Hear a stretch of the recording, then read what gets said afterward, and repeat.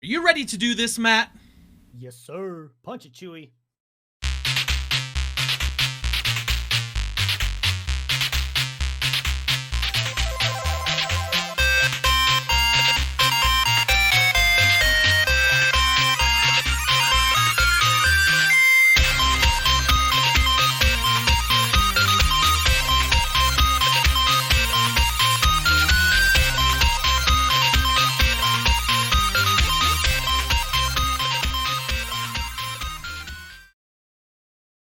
Welcome, super friends, to the Fortress of Nerditude podcast, a safe place to talk about all things in nerd and pop culture.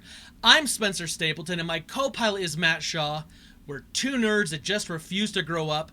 Thank you for joining us. This is episode 200.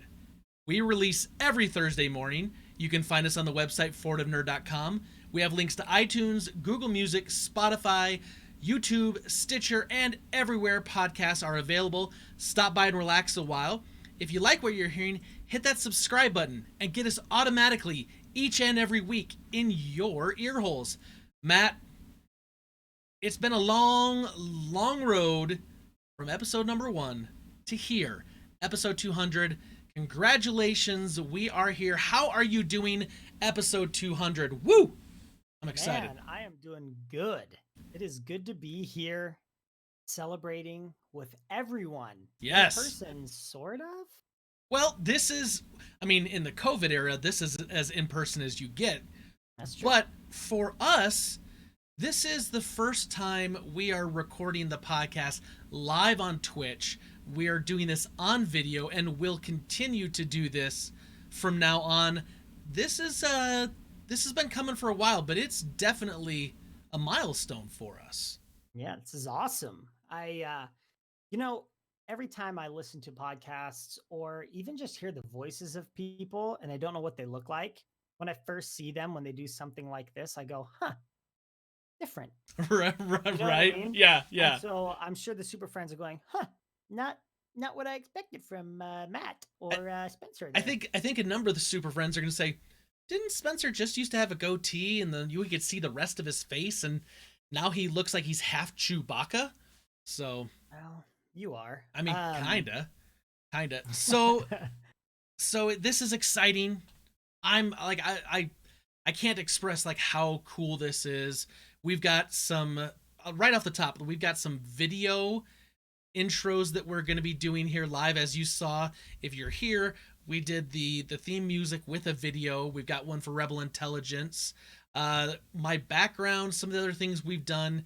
I want to say a big shout out to Jason Bolth, who helped create the videos for us to make this possible. He's been a big supporter of not only the podcast, but of myself for many, many years, and he put a lot of that together. So a big round of applause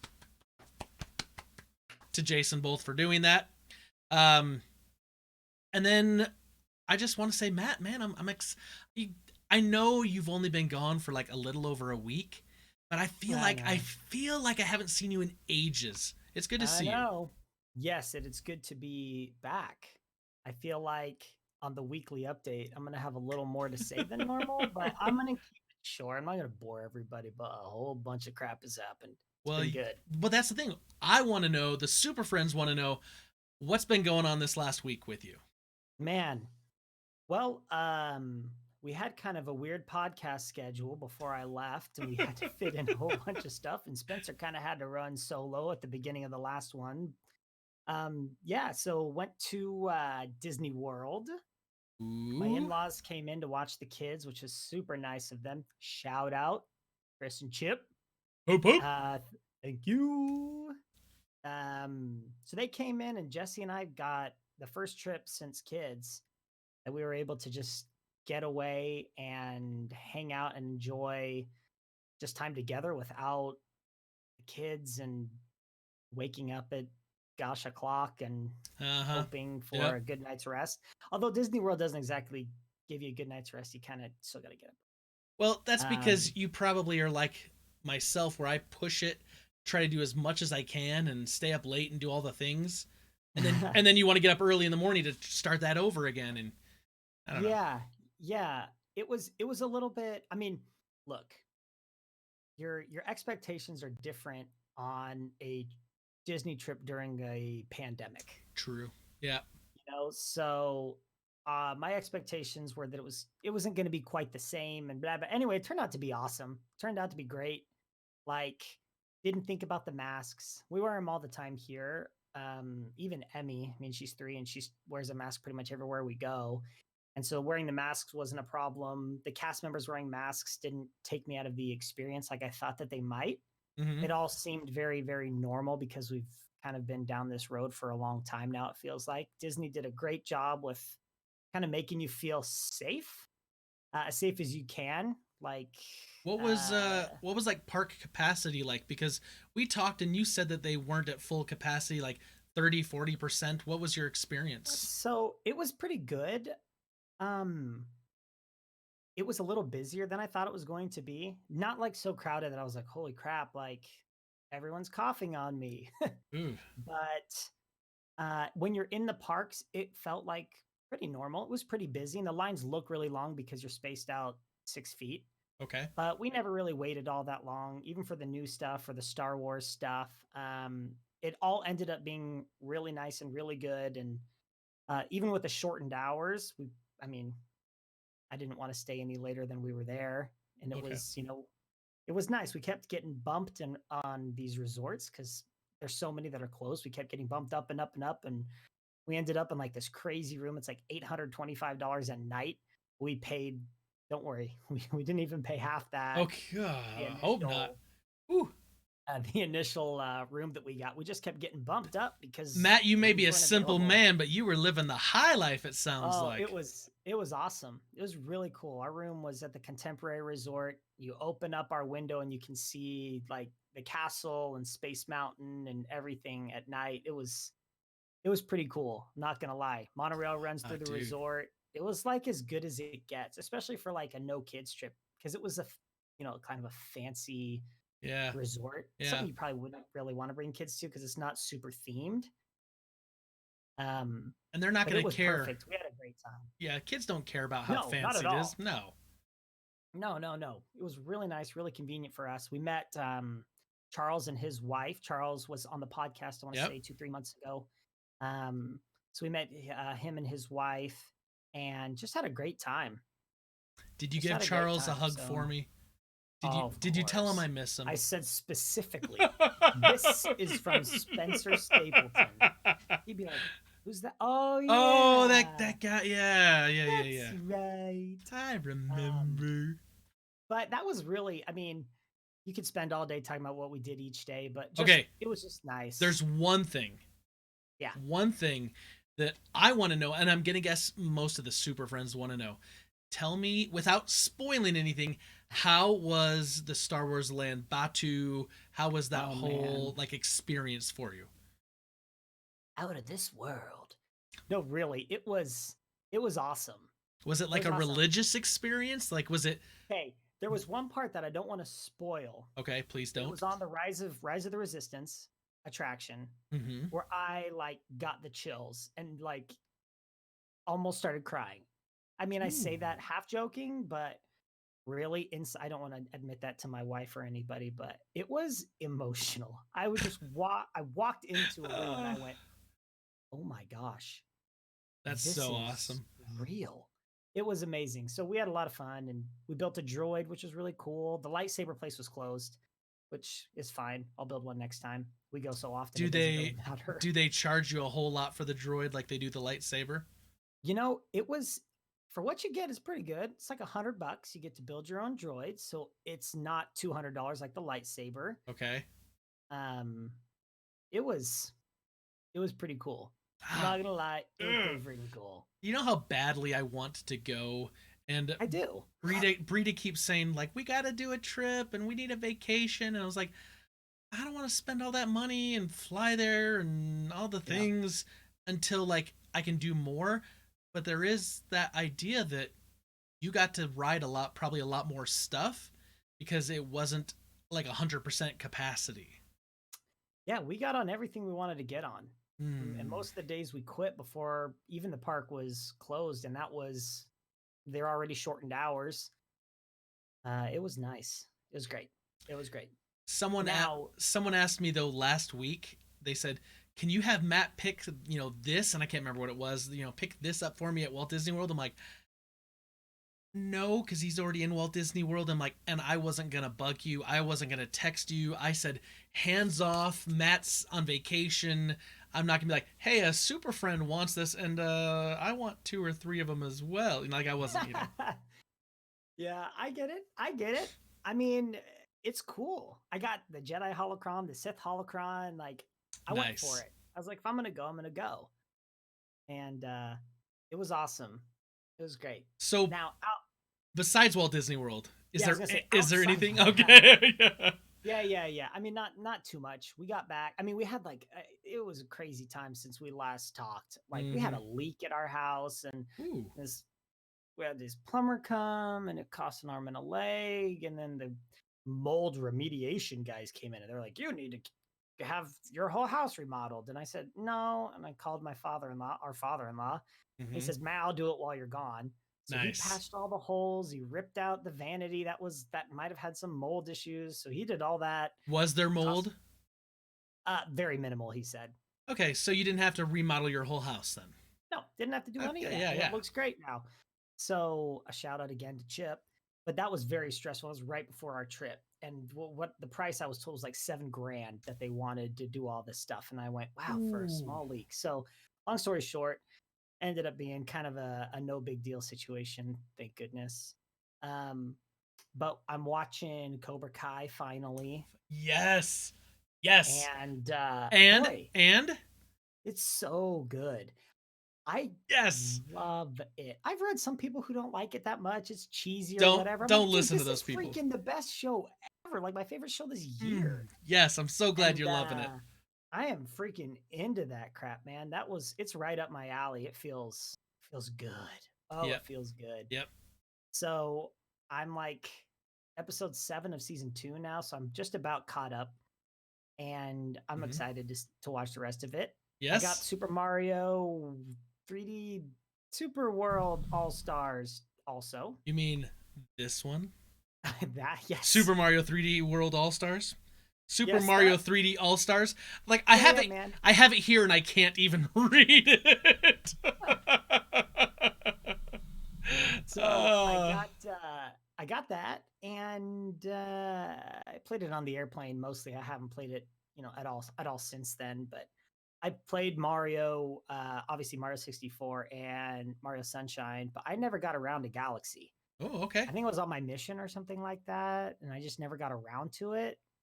So this has been my first time playing through that, and I'm excited. So, and I will definitely play Mario Sunshine and 64 again. Are you kidding me? Those are freaking Ooh, classics. I gotta throw love it up it. on the big screen. I haven't done that yet. So anyway, I feel like I've been talking forever, and I don't want to fill you in on all the things that happened, but everything was Uh, great. It was a crazy week, a great week full of ups and downs, and we missed the kids like crazy. I was surprised how much I missed the kids. I don't know that's if I was okay. that So surprised. that's a real good question because we took that trip really early on this year, like right before COVID hit in the States, and we went to Hawaii. And Chris Yeah. and Chip watched our boys, and our boys did really good. How did your kids do Oh with Chris man, and Chip? way better than we thought. Like Good. they were, I mean, even Lando's what, 10, 11? It's 11 months. Yeah. He turns 1 in like a week or two. Sure. Anyway, he was super good, they said. Like no problems, slept great, everything was on schedule. And Emmy's a champ, man. She's just a champ. So she was great, had a great time to never cried for us, which I don't know if that's good or bad, but they were really good. So That's Chris and Chip were awesome. like, we should come and do it again. We should do it again. And I was like, yes, Yes, yes, please. please. Yes, Please please. come do it again. I'd love to. So they were really good. Everyone was really happy. And Jesse felt a lot better after the first day or two, knowing the kids were doing well, because that was a big stressor for Sure. her. And I Yeah. couldn't have cared less, but you know, it is what it is. We got to Hawaii and Brita's like, well, let me call my mom and find out. I'm like, no. If there's a Yeah. problem, they will call us. And we're like 6 hours time difference. So, I Right. mean, and we're in the middle of the ocean. So if there's a problem, like, what are you going What are to you do? going to do about it? Yeah. They got the number for 911. They're fine. they're fine. Yeah, thankfully they didn't have to use it. Right. But yeah, man, that's been the last what, like 10 to 12 days since Yeah. we last talked. So it's been a lot of crap that's happened, and just happy to be back and kind of getting in the normal swing of things. Everybody left now, so it's just me, Jesse, Lando, and Emmy again. And it feels Reality. nice. Yeah. It's Yeah. it's, it's nice. Well, good, man. I'm super excited for you. I'm glad you're back, but I'm glad that you were able to, like, get that time away and like have that opportunity to like have an adult trip, because we did our first adult trip in March, end of February, March, and I can't tell you like how good that felt. I was like, why did we wait 10 years? Yeah. Like, we need to do this maybe a little more often. Right. Totally. So good, good. Glad you're back. And I'm glad you, even though I know you're thinking like I'm taking too much time, I'm talking too much, I'm glad that you were able to take that time though, because we didn't hear from you last week. And I I know. thought about making stuff up. I thought about like writing out like little notes and be like, Matt says that he's currently, and I just was like, I'm not gonna mess around. You will be able to come in and fill us all back in at episode 200, and we get to hear Yeah. your Walt Disney World hype. So Right on, man. let's see here. My week was not as crazy as yours. I did not go to Walt Disney World, sadly. Uh, but a few things that did happen. So I mentioned it last week, but the boys and I are still watching Thundercats together, the 1985 cartoon, and loving it. The boys ask for it every night. That's kind of become our like right before bed and before like all the brushing teeth and going potty and prayers and singing songs, like that's our thing. Like we sit down and we watch an episode or two of Thundercats, and with 130 episodes of that show that they filmed, it's gonna take us a while, so it's gonna be our routine for a while. Did they film it? I mean, 130 episodes they filmed. Maybe. yeah, no, it's 130 episodes. I know that for I know sure. filmed Filmed, is the filmed is the key. operative word Yes, yeah, yeah, here. yeah, yeah, yeah. So we're doing that. I have been after we watched X-Men Days of Future Past for our movie club Yeah. last week. I've been on an X-Men kick, so I've been watching more of the X-Men movies, and Brita and I just finished over this weekend the original 3 X-Men trilogy, so X-Men X2 United and X-Men 3 The Last Okay. Stand. And now we're starting X-Men Origins Wolverine. Then we'll go to Okay. The Wolverine, then we'll do Logan. She doesn't want to watch the Deadpool movies. I watch those on my own. That, So, that tracks. yeah, so we've once we're kind of done with the 3 Wolverine movies, I will have seen every single X-Men movie except for New Mutants, which is still in the theaters, and I'm not going to theaters anytime soon. And honestly, you Not to know, see a crappy movie. well, not to see a crappy movie, and B, I don't like horror movies, and this was kind Oh, of that's the true. X-Men horror movie, so I was like, I'll let Matt see it eventually, and you can tell me about how I'm glad I missed it. Okay, that sounds fair. So yes, so that's going on.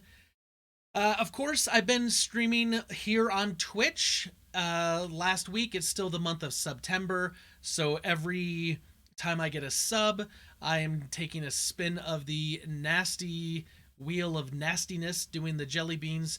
And on Friday, I had like, gosh, what was it? Like 6 spins, I think I had to take, and I ended up getting 3 okay ones and 3 nasty ones, which Mm. included like stinky socks and toothpaste and something else, and then the other ones were just kind of like okay, whatever. So Mm. so I'm still doing that. It's still September. I'm still streaming Fall Guys. I fully intended to switch over to some of the other games, to go back to my Final Fantasy VII Classic run for a platinum. I now have the Mario 3D All Stars that I picked up, so I'm gonna probably start streaming some Mario Sunshine, because I think I want to jump into Sunshine right off the bat. And so I need to kind of get away from Fall Guys all the time, every stream. Man, that game, man, it just sucks me back in. I just want another shot at getting that crown, and we're in this new world where they updated a bunch of stuff, so they've added new modifiers to existing maps, and they can swap them in and out. And so it's made it fresh again, and it's just a lot of fun. And I've been having a good time having super friends jump in and play with me and being able Nice. to chat and play. So that's been a lot of fun. And then, of course, the big thing was that old PS5 dropped its pre-orders this last week, and Mhm. I tried and tried and tried and tried and tried and tried to get a PS5 and ultimately failed. So I currently don't have a pre-order. We'll talk about some of that in Rebel Intelligence because there was actually a lot that happened. But I'm just gonna say that I really did try, and I'm not gonna give up. And I want to get, and I have to get it through. But I know some people said, "Well, go here," and I was like, "No, no, I've got almost $500 in Best Buy gift cards that I've accumulated over the last few years, anticipating this. I've got to do this thing through Best Buy. So hopefully Best Yeah. Buy gets its site up and we'll get going and whatnot. But anyway, that's kind of my week. That's kind of what went on. A lot of good stuff, a lot of fun stuff. It was a busy work week. This week upcoming obviously is going to be busy, a lot going on. I'm just, just kind of enjoying the ride, as they say. Yeah, So man. Awesome. anyway, Matt, it's I think it's that time that we're gonna get into Rebel Intelligence. But here's the thing, Matt. It's episode 200. How should we kill the Bothans to celebrate episode 200? Oh gosh, I thought you were going to ask this. I don't know. I mean, I see the TIE fighter behind you, and I think like hopping in a TIE fighter and shooting them down would be pretty fun. We can maybe kill 200 Bothans with a TIE fighter. Let's do it. I always have to let you know, many Bothans died to bring us this information. Rest in peace, you Bothans.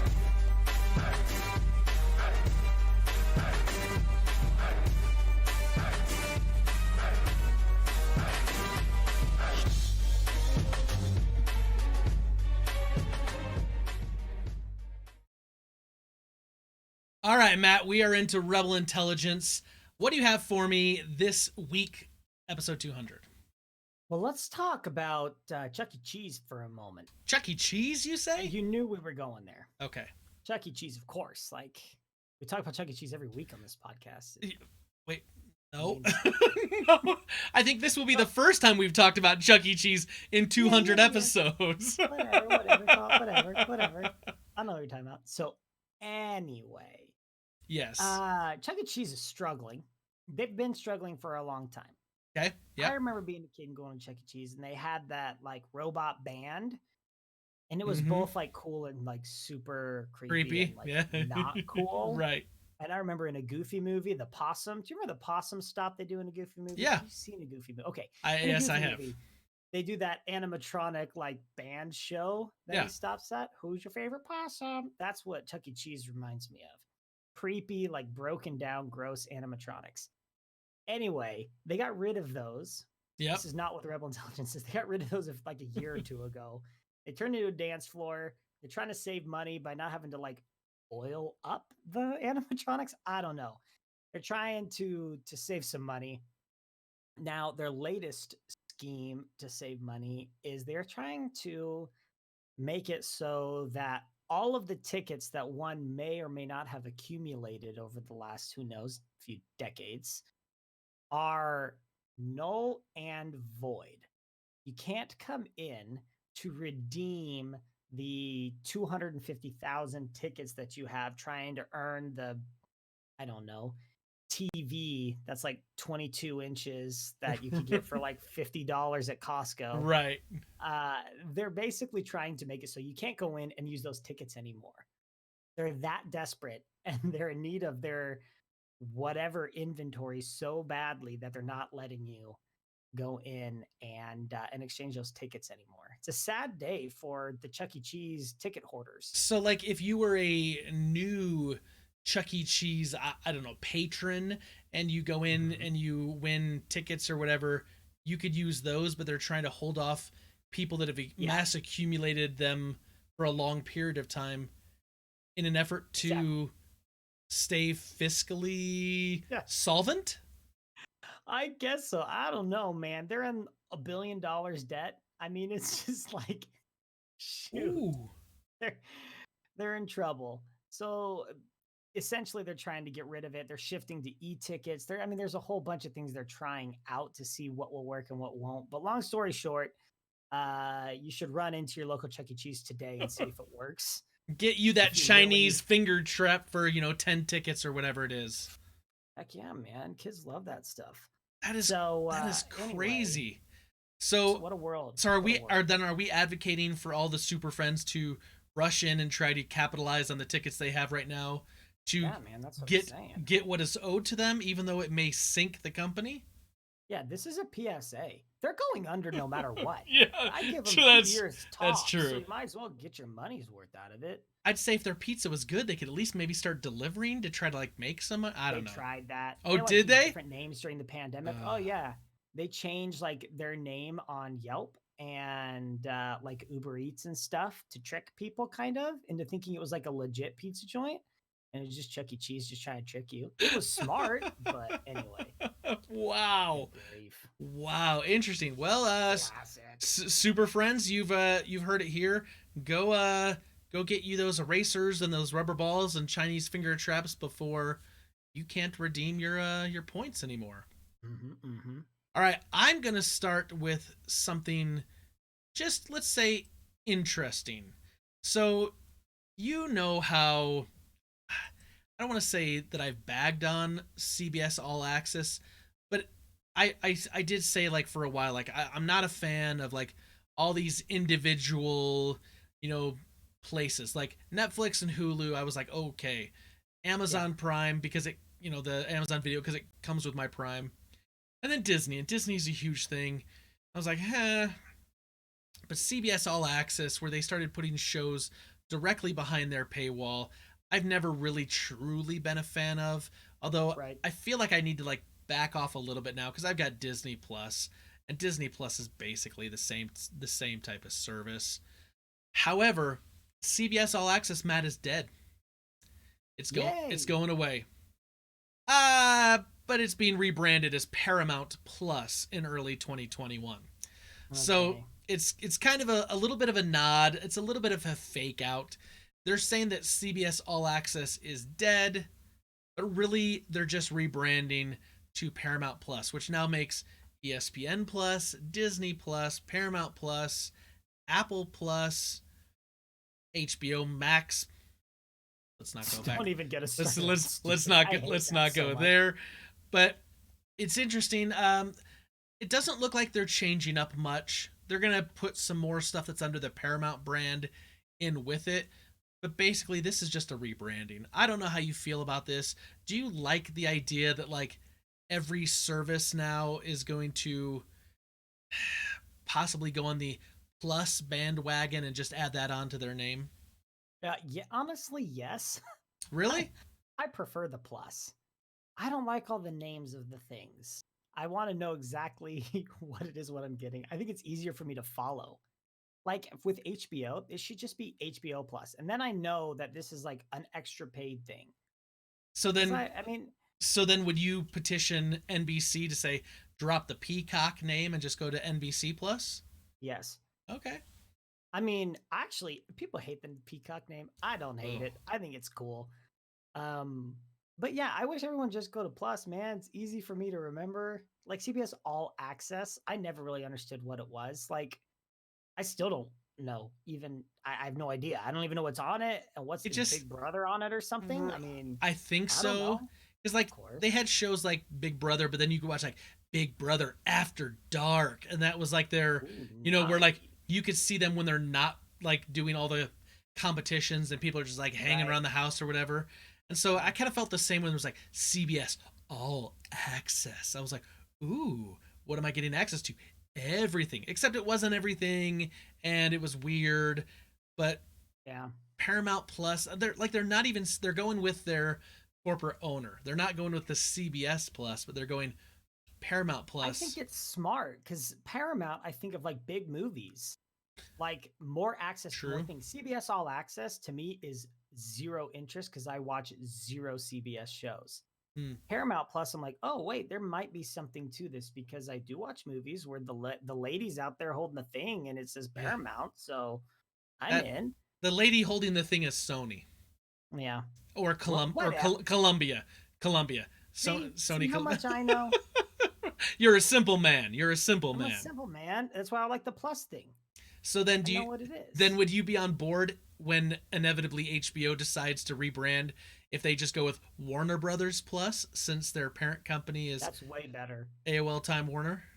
That's part of my problem with HBO. I saw a commercial the other day and they were like, HBO Plus or whatever, HBO Max is not just for adults, like it's family stuff. And I'm like, well, then don't call yourself HBO anything because when I think HBO, I think about all the naked people running around and it's stuff that I don't want my kids to see and stuff I don't necessarily want to see either. And so I'm like, man, just give me, if you called it freaking Warner Brothers Plus or whatever, yeah, that sounds way better to me. I am gonna die of just shock and laughter if one of our super friends works for HBO. It's like they got HBO Sports, they've got HBO Kids, they got Sesame Street now, and all you Matt can think of is naked people running around. All I know is I look up those HBO shows and I'm like, I'm out. Oh, that's too funny. That's too funny. All right, so you're on board. I don't really care. I mean, the Paramount Plus is whatever. Yeah. I get it. It's just funny because we're all going towards that eventually. It seems like so. Anyway, Right. what else you got for me? All right. So remember old Robbie Pattinson? Oh yeah, Of course you do. He's been sick lately, a little under the weather. I heard he had a touch of the COVID. He got the old COVID, y'all. Anyway, apparently 2 weeks ago, because they're back filming The Batman. Ooh. So the COVID break is over, everyone's tested, and everybody's negative again. So filming has resumed, which They're is always a good filming. thing to hear, man. They're filming that in the UK, right? Yeah. Yep. So like Yep. I know that cases over there are spiking, and so it's interesting. Like they had someone on set that had it, obviously, Robert Pattinson, but then like now they're up and running again. I wonder how many, and not that I'm saying that this movie is plagued because I don't think it is, but it's been hit probably harder than most productions with all the COVID stuff. Yeah. How many more times do you think this production shuts down before it's finally all filmed? Gosh. I mean, okay.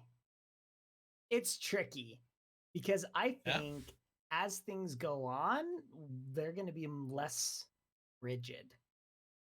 I think we're going to see that. I mean, we've already seen that with some football, college football. They were canceling games at the beginning, and now they're like, well, they just can't play if they've got COVID. So I'm wondering if we see the same kind of like, well, yeah, one or two people got it, and they're in isolation. I'm going to say zero. Hmm. I mean, and if they're all doing their jobs, it should be zero, to be honest. Like if everyone's keeping their bubble promises, it should be zero. I mean, Here's the thing. I think it's going to be one or two times more, and the only reason I say it because I think you make a really good point. If the filming was in the United States, yeah, but since the filming's in the UK, I think that I think Europe is taking this more seriously than than it's being taken in the United States. sure. I think if someone else gets sick on that set, whether it's an actor, whether it's a director, a PA, a grip, a best boy, whatever, I think we could see it shut down another time or two. That's just my guess. We might. Oh, I hope not. I want to see the Batman on time because it looks freaking cool. do we know a tentative release date? Because I know there was one, but it's been shoved back, and Oh man, I'm trying to remember. because they were saying 2021. I thought at first, right? It's still 2021. I'm pretty sure. Hmm. October 1st. October 1st. It was summer, but now it's October 21st, 2021. But the fandom trailer just said 2021, so it may be from October to Christmas or something. We'll see. Okay. All right. Well, we'll have to see. All right, Matt. Let me fill you in on the old PlayStation event that happened this last week. A lot of podcasts have covered this, so I'm not going to go into humongous detail. But PlayStation 5 with the disc drive so that you can put discs in runs $500. The discless version, the ability to just do digital only, $400, which I think is a really great price considering they're the exact same hardware. It's just the difference of a disc or not disc. For me, I'm going to go a disc when I can eventually get one, just because I want to have the ability to play PS4 games that will be backwards compatible that I still haven't played that I have discs for. Yeah. So they released the price, they showed off a bunch of games, a bunch of gameplay footage, and they announced, hey, we've got this thing called the PS Plus Collection. And if you're in that Sony world, you know PS Plus is their online service, and every month you get 2 games you can download. Well, they're saying with the PlayStation 5, they're also going to give you an additional 15 games. This isn't going to be 15 games a month, but they're just saying right out of the gate, they're going to give you 15 of some of the best games of the PS4 generation, including Batman Arkham Knight, Battlefield 1, Bloodborne, Days Gone, Detroit Become Human, Fallout 4, 2018's God of War, Infamous Second Son, Last Guardian, Monster Hunter World, Mortal Kombat 10, Ratchet & Clank from 2016, Uncharted 4, Thief's End, and Until Dawn. So right out of the gate, they made this big announcement, and they said, hey, we're going to give you this. We're also going to show Final Fantasy 16. You weren't expecting that. We're also going to give you a teaser for Thor Ragnarok, the sequel, or not Thor Ragnarok, that was a movie, to God of War Ragnarok, which is a sequel to 2018's God of War, which is my favorite game of the PS4 generation. And so they're showing all these cool things, and then the show kind of ends. And then, like within an hour, they tweet out, by the way, pre-orders open tomorrow. Which is great news. However, I think that news should have been released during the conference. They should have made it really clear. What ends up happening is this whole mishmash of communication, weirdness. So what happens is Walmart sends out a tweet that says like, hey, tomorrow sounds good, but today sounds better, basically. You can go pre-order it now. And so, of course, if you were an internet sleuth and you were on Twitter, you got this news, and everyone starts tweeting about it. So everyone goes and rushes over to Walmart.com, which then immediately A, sells out, B, crashes their website.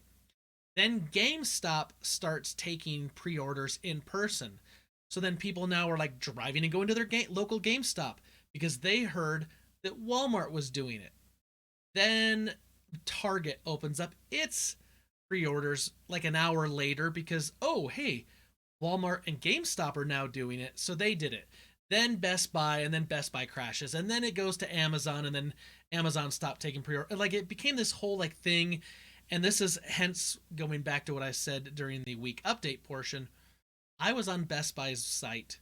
I had clicked and got all the way through entering in all my information. It was the last button you have to say confirm, and then I would get an email that says you've got a pre-order.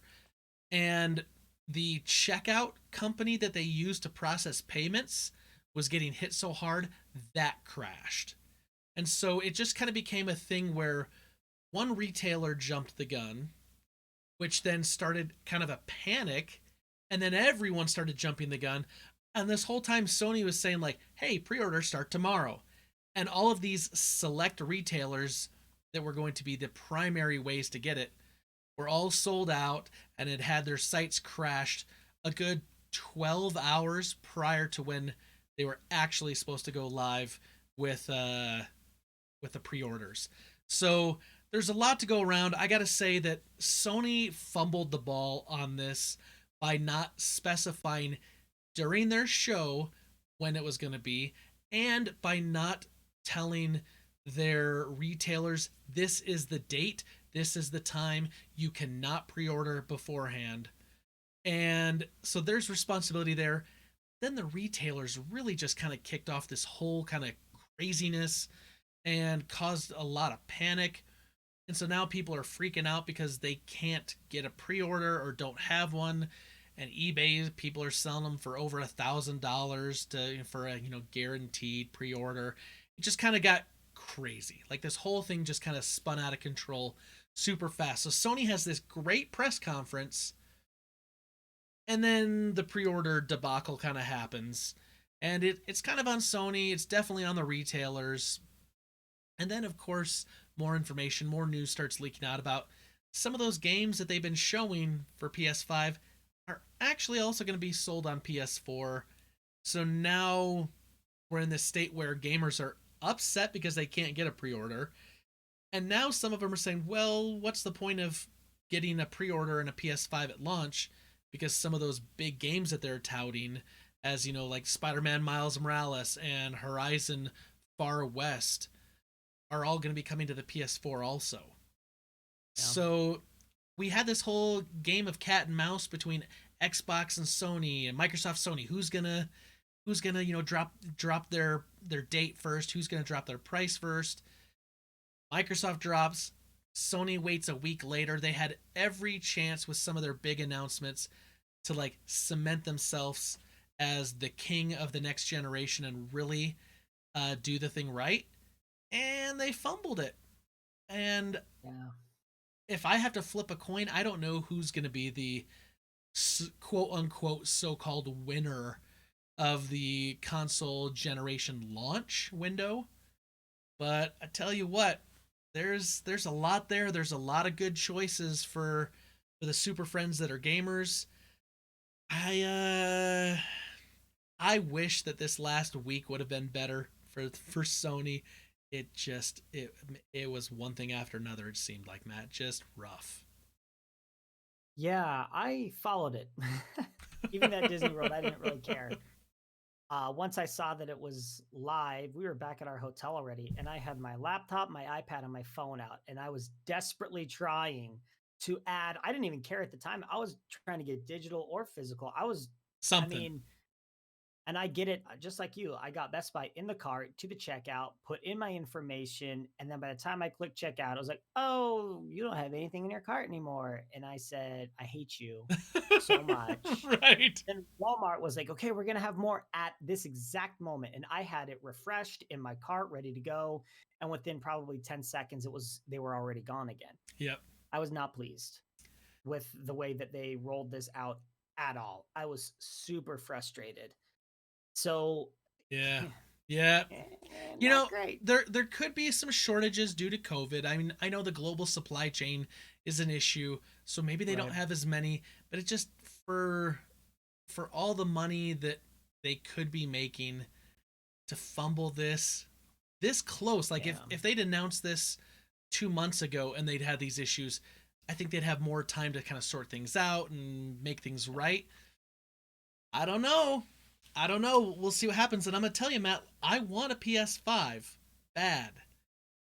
But if I can't get one, I may sit on those gift cards a little bit and see what happens when 2021 rolls around and see if they come out with the God of War Ragnarok special edition console.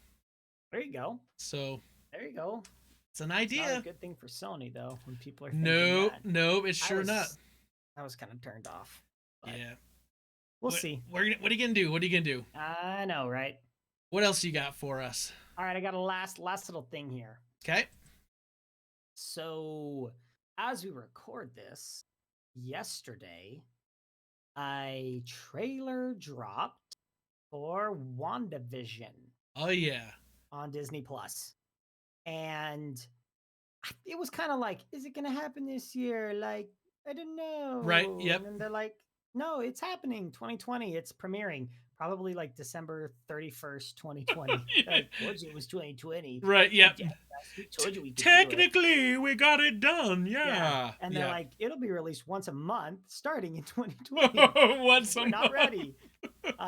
Anyway, but for real, the trailer came out, and look, their description of the show was confusing. Like, it's like part sitcom, like classic sitcom, part like WandaVision, like what you might expect. And I was like, "Meh."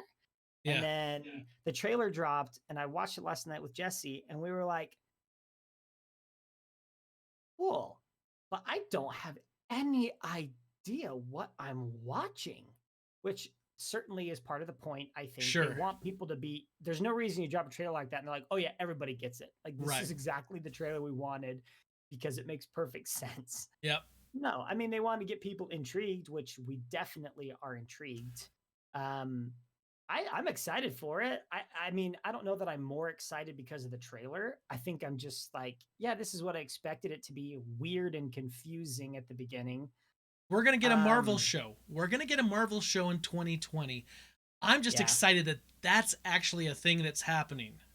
Thank goodness. I mean, with all that's going on, I'm grateful we get Mandalorian. And then I would assume it's going to go Mandalorian and then within probably 2 weeks, I WandaVision. would Yep. guess they drop WandaVision. And hopefully we can get on that schedule where when one show ends, the next one begins. They can kind of trade off with Star Wars and Marvel and get people drawn in and excited. And it's going to be good.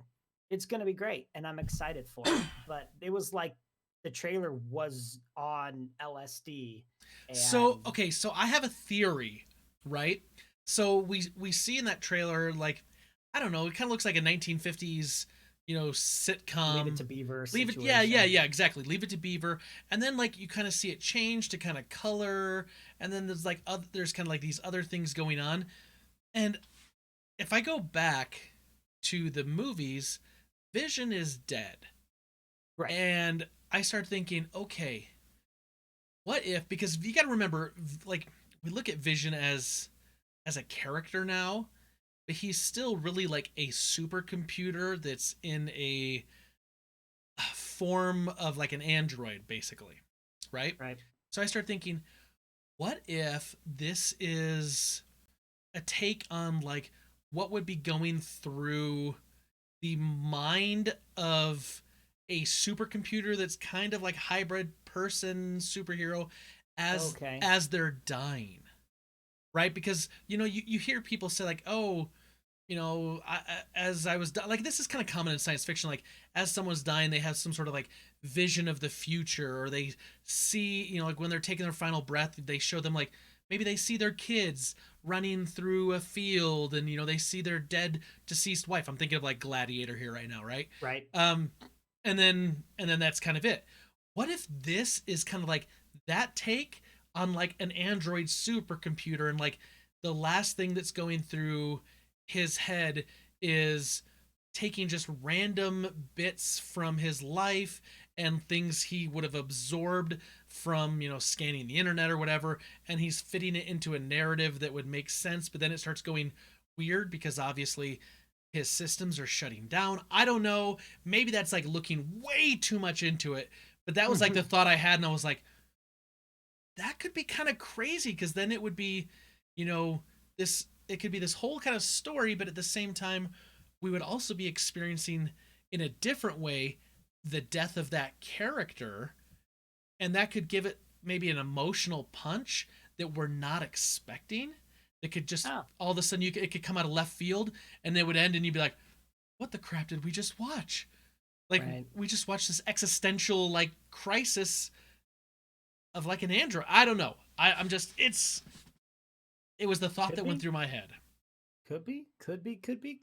I mean, they did allude to his death in kind of some of the wording there, right? You're dead, or you're already dead, or whatever they say. Yeah. Makes you go, well, that's true.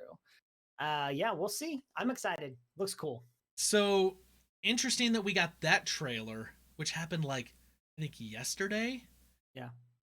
But if you go back a few days in the week, we got the Mandalorian Season 2 trailer. Yeah. And that's the last thing I've got in Rebel Intelligence. So, big drop. We know that Mandalorian's going to be coming out this year, as it's been stated. But we saw a trailer for it. It's maybe like a minute and a half, a little under 2 minutes. It's short. But we see the Razor's crest, and it's like flying through space, but it's all like cattywampus, and the door in the back's flapping open, and like it looks like it's in a bad way. And there's all this narration from the armorer talking about like, you've got to go take this child and you've got to go find his people, and it's basically the Jedi, and it's kind of what we knew, and it was like, you've got to go find his people. And so they don't show us a lot, but they show some action, they show some planets. I went, oh, it looks like maybe he's going back to Tatooine because we see Tusken Raiders on Banthas, and there's an ice planet. And I was like, it's not going to be Hoth because that doesn't make a lot of sense. But I went, what if it's the planet Illume that's in the Jedi Fallen Order game? Yeah. Because that was like the place where Jedi would go to get the Kyber crystals. So like all these kind of shots, they did show a character who kind of disappears when the narration was saying a Jedi. That at first I was like, maybe that's Ahsoka Tano. But the more I rewound that over and over and over. Yeah. I was like, that's not Rosario Dawson. I was like, no. So that's someone else. I don't know who that is. And it does show Grief Karga again, and what's her name? Cara Dune. And so I was like, oh, good. So we're gonna have that getting the band back together moment like we did towards the end of the first season. I watched the trailer probably 6 or 7 times and then, rewound little bits to try to glean more. They did a good job of putting a trailer that got me super interested and super excited and pumped and hyped again for The Mandalorian, but not giving me much to actually go off of to really start making some guesses, which is the way a trailer should be. Absolutely. It looks so fun. So and good. You can tell, I mean, like we kind of thought, and what Jon Favreau, I feel like, alluded to, is that we're going to get much more of the main story arc through the episodes, which was a big complaint that people had, is it felt like some of the episodes were like almost standalones, where they felt like it didn't make sense with the overall narrative, which we had our Sidekick podcast, and I think generally we disagree with that, because like they said, the purpose was for character development, so we could get to know the characters. Right. And now that they've established kind of the world and the characters in this world, those that we get to know and interact with, I think we're going to see a much stronger kind of a throughput on the story. And I'm stoked for that. I agree with you 100%. And I just got to say, like, one last little thing. I like the fact that we got some humor in this thing. Yeah. The little moment when they're like in that like boxing ring or whatever, and the guys like all like come with their guns, and he opens up his like little, I can't remember what they called it, like the whistling I don't know, I was gonna say whistling pig. It's not it, but like the little whistling, like all the little armaments. And the little child just like closes the little shield that closes over him. He's like, oh, and then hits the thing. I started laughing so hard. I was like, it just gave me a hope that once again we're gonna see those comedic moments involving the child and the Mandalorian, Din Djarin, and I was like, that was like the little nuggets of like the heart and soul of the first season, and I'm glad that those moments are gonna carry on. It looks like so. Big exciting news. I'm super stoked, and I think you're right. I think we are gonna see the transition from Mandalorian, maybe like a 2-week break, and then WandaVision. So we're going to go Star Wars, Marvel to end 2020. So we can probably say, we're going to maybe finish 2020 strong with something positive. Yeah, man. I am in. Fingers crossed. That's awesome. All right. That was the last thing I had. Did you have anything else for Rebel Intelligence? No, I'm out, man. Okay. So let's move on. Last week we had our movie club on X-Men Days of Future Past, and we asked the Super Friends, what is your favorite X-Men movie? And we got some answers, so we're going to go to those, and we're going to start like we always do with email over at fortofnerd@gmail.com, and we've got Peter Christensen. He says, Dear Nerds, I don't think I mentioned it earlier, but I wanted to give 2 big thumbs up for the Phineas and Ferb movie, Candace Against the Universe, that was released to Disney+. My kids have been watching Phineas and Ferb over lockdown, so our whole family was psyched for this. It kept the feel of the show despite being movie length, and it was crazy, possibly crazier than the best episodes. And you don't need premiere access to watch it, which is very important. I missed Marvel this summer, so I started watching the Netflix Marvel shows again. I watched them as they came out, but now I'm planning to watch all 13 seasons, from Daredevil Season 1 to Jessica Jones Season 3. I'm most of the way through Daredevil Season 1, and it is outstanding. Just outstanding. The interplay between past and present, childhood and adulthood, love and hate, fathers and sons, unfolding over the season, leading you along. Watching with a little more seasoned eye this time, I can see that there are a lot of scenes constrained by the lower TV budgets, but it also gives the show time to patiently explore the characters and conflicts. One thing that struck me was Wilson Fisk's girlfriend, Vanessa. I have a personal tendency to trust women more than men, and she's presented as a worldly figure dressed in white. But her embrace of Fisk's power and evil, and her ability to steer and guide him, makes her a subtle but powerful villain in her own right. I missed that completely when I watched the show in the past. Question about the Umbrella Academy. How appropriate is it for teens or younger tweens? My 12-year-old daughter loves My Chemical Romance, and their lead singer wrote the comic books, so she's interested in the show. Now, Matt, I finished Umbrella Academy. Season 2 as well? Or just season 1? Well, see, maybe you need to listen to episode 199 when you're on vacation, and you would have heard that. Oh, gosh. Yeah, yes, I totally finished the Umbrella Academy, so I've seen both of the two seasons. I haven't even finished season 2 yet. Okay, on your experience... Again, we were busy and gone, yeah. I've Sure. got an excuse. Sure. Your experience, would you recommend this to tweens, younger teens? Yeah, man. It depends on your parenting style. I don't know. Like, I started thinking about that. Here's the thing. I'm a lot more lenient, I think, as a parent. I would say sure. I think there's some language and there's some violence, but it's mainly language, violence, and maybe some adult themes, but nothing that was in the realm of like sex or nudity that I can recall. I don't think there's anything in that realm. Nothing like that. And then the language is moderate. I mean, there's no F words that I can think of, maybe one or two. I think there is a little bit, yeah.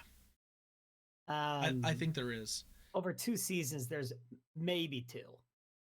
I would say, Peter, if I would say maybe you watch an episode or two yourself and kind of start it and get a feel and an idea, maybe in the first 2-3 episodes of season 1, and then make the choice yourself, because this is a hard one. Like, because if your kids are kind of like 11, 12, 13, like it's kind of right on that teeter of like, maybe they can watch something that's a little more adult, maybe not. It depends on the kids. She's listened to My Chemical Romance. I say go for it. I listened to My Chemical Romance. I mean, listened is probably a more accurate term. It's been a hot minute since I've felt my emo phase truly in full force. I don't know. It's about the same kind of content. They don't swear like a ton in their music. You know. I never listened to My Chemical Romance, so I can't. I don't know. I did watch the show. I wouldn't watch it with younger kids, tweens, early teens. Want to? I don't think. I think they find it boring. Maybe. I say, hey, she's a fan of My Chemical Romance. She's familiar with their kind of work. I'm in. I think it fits in line with what kind of My Chemical Romance is and does. A little darker, a little edgier, but not inaccessible for people of like all backgrounds and ages. I don't know. That's my opinion. But then again, that's hard. I'm of the opinion that if I watch it, I feel like my kids should be able to watch it most of the time. But again, everyone's got their own thing. Everyone's got to draw that line and decide for themselves. I agree. Yeah, I agree. Let's go on. Peter says, I was pumped when you chose X-Men Days of Future Past for Movie Club. It's also my favorite X-Men movie. As you know, I love overly complex story, so this is perfect. It's also my favorite example of superheroes working as a team. Captain America Civil War is a close second.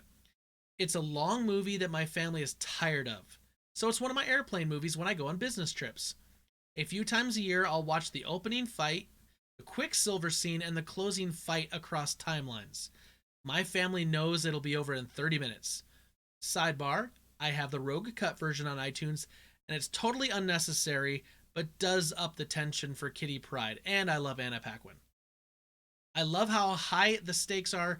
Bishop crew either gets killed by the Sentinels, or they win and their reality is erased.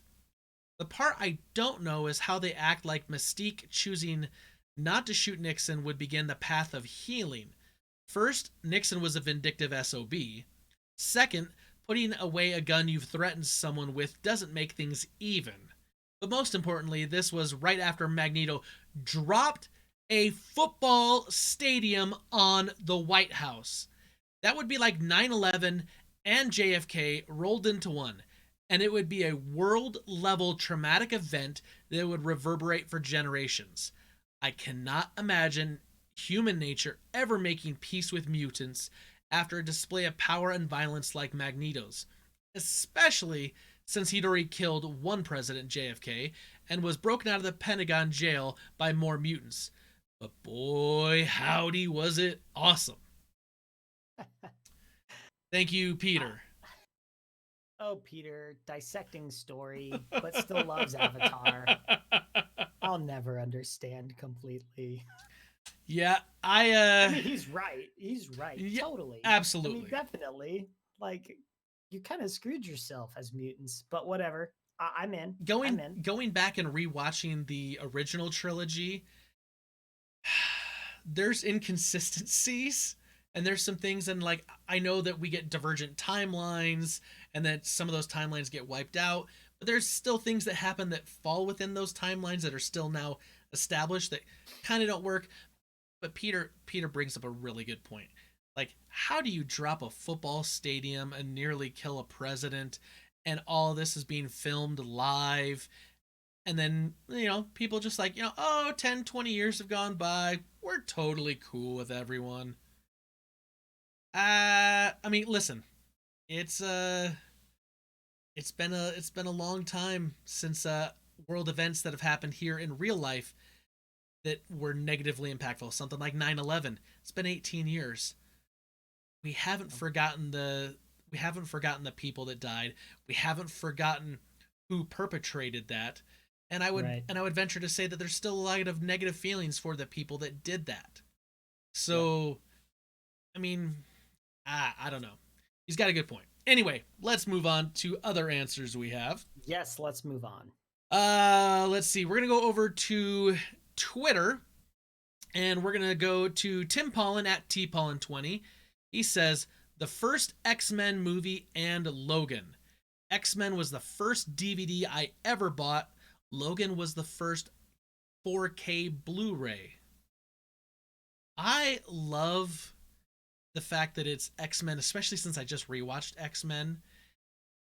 That movie is still so good. It's not perfect, but the fact that it came out in the year 2000, here we are 20 years later, and superhero movies are still such a huge thing. That first X-Men movie, I mean, it really showed Hollywood that we were capable of having good superhero movies. It holds up. It's good. It's still really good. And then, of course, Logan, I think, was excellent. Yeah, I agree. I really, really like both of those movies. I don't know about X-Men being like, it's definitely like in the top half of the X-Men movies, I think. I think X2 is better. better. Yeah, X2 is better in my opinion. Logan is also better. But I'm not, I mean, X-Men's still good. It's still good. So good. It's definitely so good. in the top half, because there's some kind of questionable when you get in the Wolverine stuff. There's one of those that's just like X-Men Origins I'd rather Wolverine. not watch this movie right now or ever again. And it's the one I'm currently watching with my wife, only because of some of the background stuff. Anyway, moving on. Ryan Kubacki at RMK Buried Alive says, I'm pretty torn between Days of Future Past and Logan. I would say Deadpool 1 or 2, but I count those more as their own separate thing personally. Side note, super excited Ryan Reynolds is going to keep playing Deadpool. So I like that the Days of Future Past and Logan are like his two. I don't disagree with Ryan at all. I think those are both great. But I will say that the Deadpool movies, while I wouldn't say are like proper X-Men films, they are considered canon X-Men films. Yeah, I'm though in his camp. I don't even think of those as X-Men movies. But the second one, man, the whole freaking cast from the the First Class, Days of Future Past, like they all cameo in a scene, all of them together. Like right.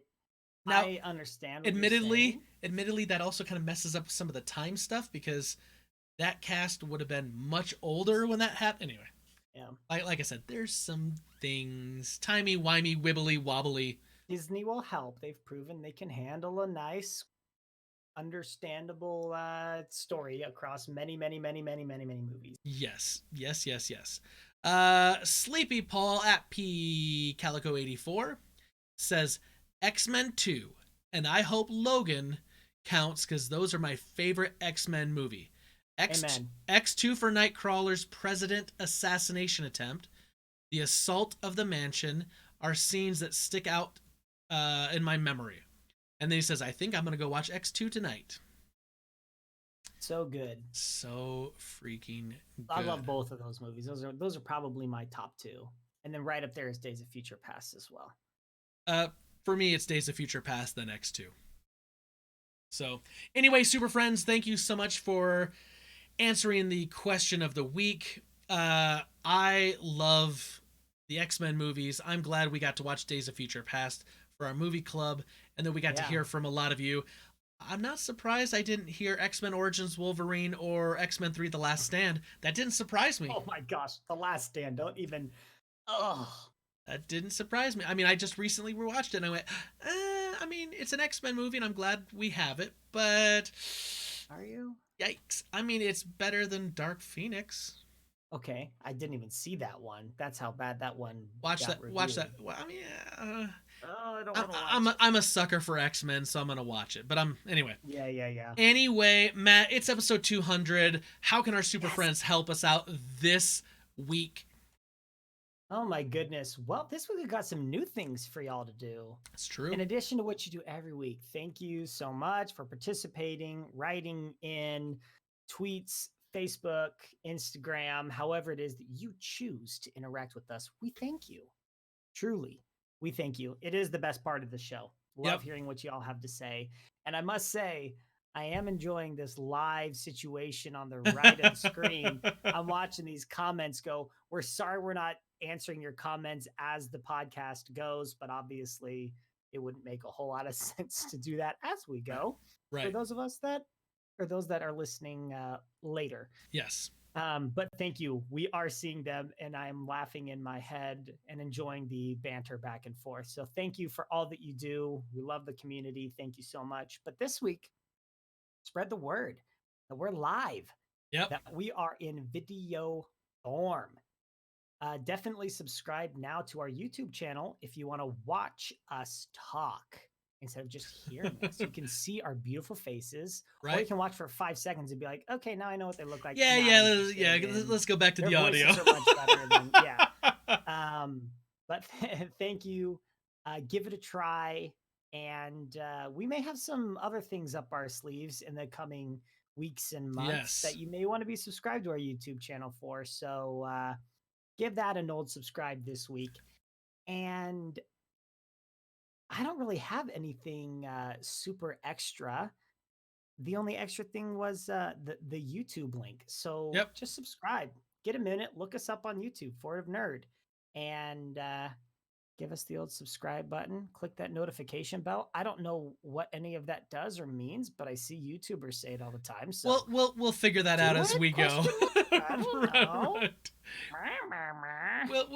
We'll figure that out as we go along, right? Yeah, totally. Like everything. This is episode 200, and with kind of that idea of like we'll figure it out as we go along. That's how this podcast started. I had an idea, and I went, I want to talk about like nerd and pop culture stuff. I want to be able to talk about Star Wars and X-Men and Star Trek and Doctor Who. And I had this idea and I tried to figure out what I was going to do and what I was going to call it and what it was going to roll into becoming. And when I first started, I was like, this thing is going to go 8 episodes maybe, and it'll be done. And here we are, 200 episodes in. 200 episodes that I have not missed a week, that I have managed to get this thing through. I mean, that just boggles my mind. I started thinking, okay, I recorded the first episode in November of 2016.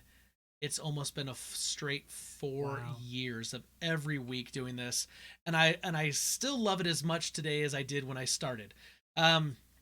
So a couple things I want to say here, and then after I say these things, we kind of go through that. We're gonna take questions from the Super Friends. That's what we're gonna do for our discussion for episode 200. It's gonna be a little different. We're gonna take some questions. A lot of you have written in. We're gonna do that, and then we're also gonna take some questions live from those that are actually here watching us on Twitch right now. And when we get to that part, feel free if you want to ask a question about the podcast, about things we're into, watching, whatever. Keep it family friendly. Obviously, we won't read anything that's not family friendly. We might laugh a little bit and giggle to ourselves, but we probably won't read it. And we'll answer questions until we really don't have any more questions, and then we'll kind of do the normal thing. So, but I do want to say, 200 episodes in, there's some thank yous that are in order. And the first thank you, first and foremost, is my wife, Brita. After 200 episodes, she has been there supporting me doing this. She has allowed me to have time away from the family to do this. She puts the kids to bed by herself a lot of times so that I can get started at a reasonable hour to record this. She has been my sounding board over the last 4 years for ideas, for things like the name of the podcast and how it should look and format. Like I discussed all of this stuff with her, and she does come on and join us every month or every 6 weeks, kind of when it happens, for the movie club, and she's been a frequent contributor. She has filled in as a guest co-host at times. And so first and foremost, I have to thank my wife, Brita, because she has been there. Now, the flip side of that is Matt needs to probably thank his wife for the same reason. Not for as many episodes, but basically kind of the same thing. Would you agree with that, Matt? Oh, of course, of course. She's listening right now, so you better agree with that. Yeah. No, Jesse's great. Same real reasons. I mean, I'm an hour ahead of you. Sure. And that's why sometimes Brita has to put those kids down by herself, because when it's 10 o'clock or your time, it's 11 o'clock here. Right. And that's a late night for old Matty Ice over here.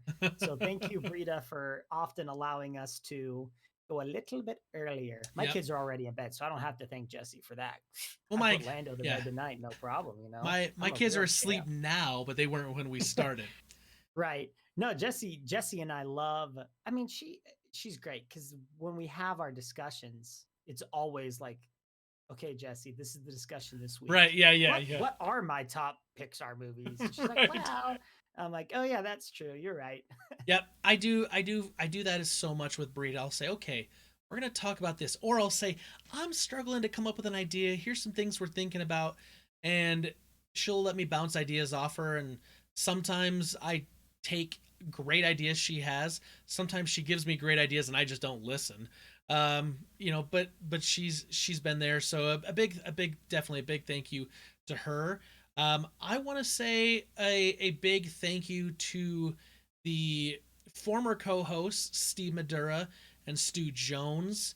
Obviously, I wouldn't be here 200 episodes later if it wasn't for those two wonderful gentlemen, great friends of mine that did this. And then, so many guest hosts. Look, we've had guest hosts that have come in. Like recently, Charles came in, right? And Charles came in, and we've had Bobby Pauls and Sean Capri and my brother Josh Stapleton and Johnny Casino and Oh gosh, just so many people. Thomas King and Paul Calicote came in and did one with me. Uh, we've had obviously Peter Christensen on the podcast as a guest host before. Like we've had a lot of people that have come in and filled in when we've needed people. When we went through some transition periods on the podcast where I needed someone to kind of come in. I didn't want to just talk for an hour and a half Right. myself. And so, a big, huge shout out to all of the guest co hosts that have come in, spent time here in the Fortress of Nerditude. And then, of course, I say, we say this every week, but I'm going to say it again. And I honestly do mean this from the bottom of my heart, the Super Friends. If it wasn't for the Super Friends every week showing up, listening to the podcast, responding to us, messaging us, asking us questions, um, it would be real hard to do this. It would be real hard to do this if like no one was interested in it. And I'm glad that we have this wonderful community of super friends that wants to talk about the same nerdy things we want to talk about. Yeah, it's sometimes I walk in, I think, well, this is a fun conversation to have with Spencer, and then we see that people actually listen to it and we're grateful. I mean, it's fun to have a community to interact with, and I think I speak for both of us that we're excited to be even more interactive over the Yeah. next however long this podcast goes and however long we both have Yep. time. So um I it's heard awesome. I heard something this last week, Matt, that I think you'll find interesting, and that maybe some of the super friends will find interesting, and maybe they didn't realize, maybe I just didn't realize. I was talking with a few people when I was streaming, and they said, "Hey, man, that episode about tear jerkers." I said, "Yeah." They said, "Dude, I started crying listening to you guys." And I talked to Tim Paulin today, and he's like, "You're such a jerk." And I'm like, "Why?" I'm like, "Well, I mean, of course, there's lots of reasons, and you're not wrong." And he said, "I was walking the dog, and I'm just kind of like walking the dog around, and next thing I know, like I'm just crying, and like I'm really just crying." And it was kind of this moment where I realized that this fun little goofy podcast that I started nearly 4 years ago as a way to talk about just fun stuff, stuff that we enjoy. We've also had like serious conversations in the last 200 episodes, things that actually like matter to us on a deeper personal level. And it was just interesting to hear how that resonated with a lot of super friends. And I didn't even think about it. I just was thinking of like how hard it was for me and you to get through that episode, and to hear that like that resonated with other people and it touched them in a way too, that like emotionally it elicited a response. And so I was just hearing that, I was like, man, you know this little thing that was just a little, a little lark, a little goofy thing to do, can also have an impact and have like a real meaning to someone else in their life. So yeah. Anyway, I thought you'd find that interesting that we can bring grown men to tears. And Well, after they see this episode, there's going to be more reason for tears. oh my gosh. Yeah, that was That was I think tough. we'll talk about some episodes and over the last 200, and I haven't been here for 200, but I've been here for a lot of those 200, and some good moments, some tough moments, some fun moments. I mean, there's a lot that we could go on and on about, but you're right.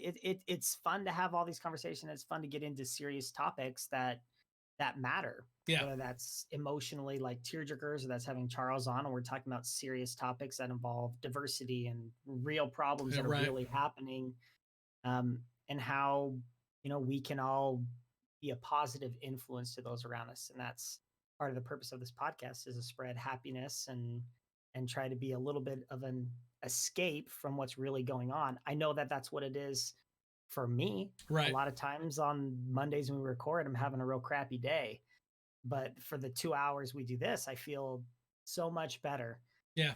Yeah, But it me gets me too. all riled up, and then I can't sleep because it's midnight when we're done. I'm like, oh crap, I gotta go watch X-Men gotta Origins do Wolverine. just too excited. All right, so let's yeah. let's do this thing. Let's get to some questions from the Super let's do it. Friends.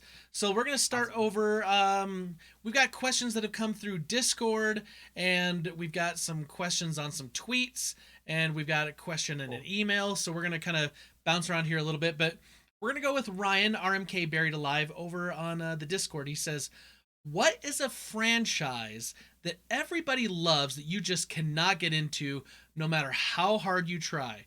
And it could be shows, movies, games, any one of those type of ideas. So what's a franchise, Matt, no matter how hard you try, you just cannot get into? Boy, that's a really good question. And I know there's probably like 100 because I'm that kind of individual where I just I can't get into it. One of the ones, okay, this isn't a franchise. I mean, it is a franchise, but there's a particular, well, I'll just say there's a video game, and it's your favorite video game from the last console generation, God of War. I could not. Everybody loves it, and they talk about that franchise and specifically that game. I can't do it. Breaking my heart. Like, I'm out. I was bored to tears. Not literally, but, and I know I'm going to offend people, and I mostly apologize, question mark. I don't know. But Doctor Who's another one. I just can't get into it, y'all. Really? I just can't. That's another one I can't do. I just can't do it. I'm reading the thing go by. Doctor Who. Don't unsubscribe, please. I'm so sorry. I love all of you. I'm trying to think of I mean, obviously this was a single movie, but it's about to become a franchise that I want no part of, and that's the Avatar movie. Yeah. That's so well documented. It's no. So I'm not gonna go with that. I'm gonna go with Twilight. Oh, I know that it was a huge book that was like crack cocaine for every woman that I ever met, and then the movies became the same thing for I think every woman I ever met in my life. But I just cannot I cannot get on board with this. It's garbage, and I don't want anything to do with it. I want nothing to do with the Twilight franchise. With you, but that's why I like it. It's because it's garbage. And no, get a real crack or a real, just a real, I don't know, what do you say? A kick out of it? Gosh, what's the phrase? Kick. Gosh, crack out of it. I got a real crack out of it. No crack. Okay. Yeah. Okay, that's a good one. Yeah. It's not for me. It's just, I hear you. It's just not for me. Bernabe Butterteeth says, "Have you guys cough Matt finally watched some anime like Death Note or Full Metal Alchemist?" Look, I want to apologize. I had the most pure intentions of watching anime. But speaking of things I can't get into, anime definitely falls into that. And it's not for, the fact that they're bad or anything. I just haven't watched it. I just haven't. And I'm sorry. I don't even remember what it's called. Some type of Death Note? Death Note or Full Metal Alchemist. Okay. Because you did open that can of worms. I know. And Bernabe came with 80 or 90 suggestions. It was amazing. I loved it. I loved that he spammed you with all these suggestions, and I went, Matt ain't gonna watch one of them. He ain't gonna watch one. Bernabe, tell me where to watch it. And you're still not going to. No, I'm gonna watch an episode, so at least I can say I tried. I don't even know where to watch anime. Isn't Crunchyroll like a thing? Isn't that like an anime thing? Crunchyroll? A Crunchyroll's a thing. I don't know if they're an anime thing. But I don't know. So here's the thing, I realized I don't really watch anime. It's not my thing. But as I've been watching Thundercats, I realized that first of all, I went, man, this kind of looks like the old Rankin and Bass stuff, which it is Rankin and Bass. So I was like, ooh, good call. But then also that stuff, all the drawing stuff was done, I think, by an art house in Japan. So I was like, does Thundercats count as anime technically, even though it was an American cartoon and it was a Rankin and Bass, but like it was, I don't know. I don't know if that counts. I don't know if Thundercats. So if Thundercats counts, then yes, I have seen anime and I love anime because of Thundercats. If it does not count as anime, then no, I don't watch anime and it doesn't. And like it doesn't count. It Sorry, doesn't I'm count. just gonna say Dang it! for everybody out there. It does not count. But Burnaby is the anime guy, so We'll if he says it counts, I think that means it counts. Burnaby say it doesn't count and make him watch Full Metal Alchemist and Death Note. Death Wish. I'm gonna. I know where to find it. Death Note and Full Metal Alchemist. I could do a Alchemist. simple Google search, but I'd rather have another week of bliss, breathing room, of I'll ignorance. Yeah. So let me know where to watch it, and I will give it a try. If you let me know where to watch it, I promise I'm gonna do it. Okay, so Lord Zukor's got some 200 themed quickfire questions for us. Okay. So, something that you could eat 200 of. Pieces of sushi, man. Pizza rolls. That was my thought. Like toasting up, dude. Man, those are delicious. Lava in your mouth, though. You gotta be careful. You gotta do the little boop and prop them open and then blow on the inside, or else you're gonna die. All right, I'm in. I just let them cool, man. I mean, I would die probably afterwards. I mean, I don't have the patience. I mean, anyway, okay. Sushi and pizza rolls. Two very different things, but definitely you could do 200 of. Okay, something you would collect 200 of. Golly, something I would collect 200 of. See, this for me is I'm not easy. A collector. For me, okay, you go first. It's the original Star Wars figures. Okay. So like I'm actually trying to go back and collect those, and I've got like a whole spreadsheet, and I've got some friends that are like toy people that are starting to help look for those. Like I would go back and collect, because I'm trying to collect 200 of the original Star Wars Kenner action figures. Okay. I would collect, I mean, it's not like a single thing. It's like if I could have 200 of something, it would be 200 things from The Nightmare Before Christmas. That's what I would choose. Like pieces of art and like props. Yeah, man. Whatever. We went to Disney World and we got so many like stuffed animals. We have the whole collection of Nightmare Before Christmas stuffed animals. I don't want to tell you how much it costs. It was more than the droid. I could tell you that, like way more. And so 200 Nightmare Before Christmas knickknacks. Okay. Things. We've got a lot of them already, so that's like one thing we kind of do collect is as much of that as we can. Best TV show / series with 200 episodes. Cow. So this is like long. This will be like long running, super long shows.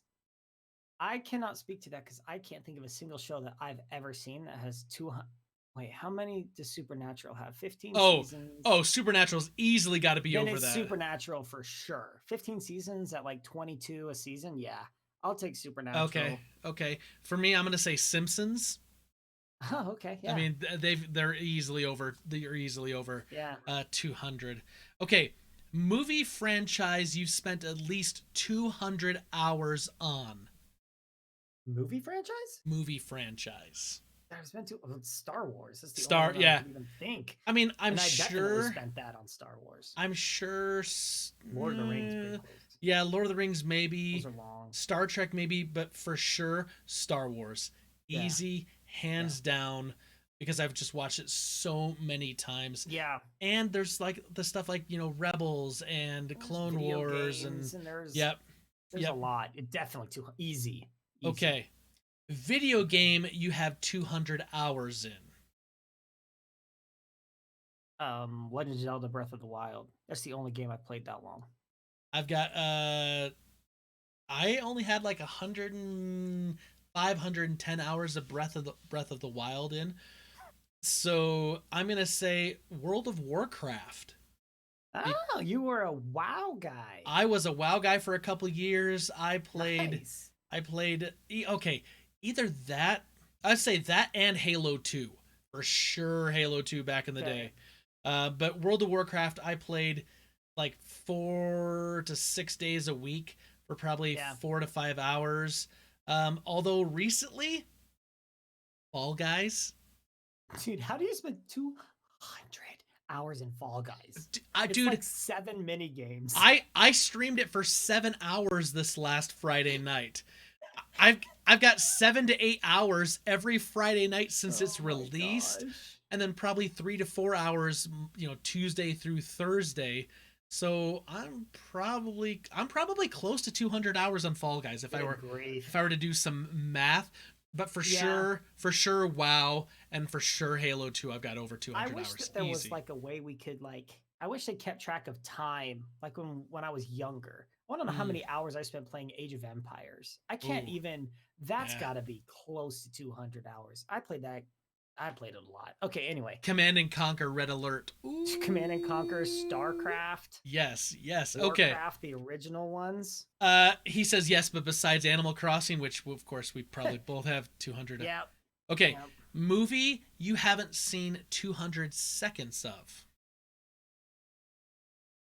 That's easy for me. Anything Twilight, I haven't seen a minute of it, so definitely under the 200 seconds. Gosh, man, I'm trying to think of like one that would people would be like, "Oh my gosh!" Oh, Die Hard. Oh, Everybody knows that. oh That listens to the no, podcast. Matt, I stop. know. I'm just here to Stop. hurt people's Uh, feelings. That's You're that's my hurting goal. my feelings again. I know. I know. Can we change that? Listen, if Terminator, that's another one. Anything in the Terminator franchise I've ever seen. I haven't seen 1 second. just stop. Okay, listen. If you're willing to watch anime for Burnaby, you won't watch Die Hard and Terminator for me? Nah, man, I'm not an action movie boy. Matt.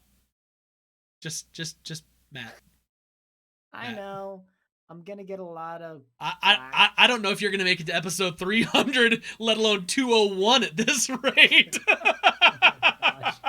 Okay. All right, moving on. Favorite movie that's over 200 minutes. Okay. Favorite movie How that's long is that? now you're starting to do the equation. Probably The Two Towers. So 'Cause that's a long freaking movie. what do we? That's like 3 hours and 20 minutes, right? Yeah, 180 minutes would be 3 hours. Yep. And there's no Star Wars movie that long. So Right. I'm gonna go with the extended edition. Oh, Fellowship. Is Fellowship long enough? Oh gosh. Return of the King extended edition probably is. I mean, you've got easily a 2 Yeah. hours in the ending. Whichever Lord of the Rings is 200 in the order 1, 2, 3. That would and be. and that would be the one. when Justice League, the Snyder cut comes out, that's gonna be 4 hours Right. long. Yeah, Oof. man. Um. Yeah, man. Okay, favorite movie that's over 200 minutes. So I mean, yeah, we're talking like 3 hours and 20 minutes. Gosh, that's long. I don't even know. How long was Endgame? Not that long. It was over 3 hours. No. Okay, well, you talk. I'm gonna look it up. All right, so let's talk more about long movies. The miniseries from the 90s. Okay. That's got to be up there as a length. Endgame was 3 hours and 2 minutes. Doesn't count. Sorry. Doesn't count. Somebody just posted Fellowship Yeah. of the Ring is 3 hours and 48 minutes. That's mine. With the extension, I'm gonna say that's mine too, because Yeah. We both love that movie. Like, that movie's so great. there's not many movies that are gonna be super, super, super long. But then again, of those, like Gone with the Wind is probably over that. But I'm not gonna pick Gone with the Wind over Fellowship of the Ring. This is a tough one. Am I going to pick a movie about the reconstruction of the South, or am I going to pick the greatest high fantasy film of all time? Right. Yes. Lord of the Rings, Fellowship of the Ring. So yes, that's my pick. Okay. Wild prediction of what life will be like 200 episodes from now. So like about 4 years into the future. I'm gonna be honest. I hope it's the same. then I'm then kinda right stoked now, on. I hope it's the same. 4 more years of COVID, Matt. No, not the freaking COVID, man. Daggum fetch, y'all. I hope that everything's going good. I work for myself, and I hope I still am.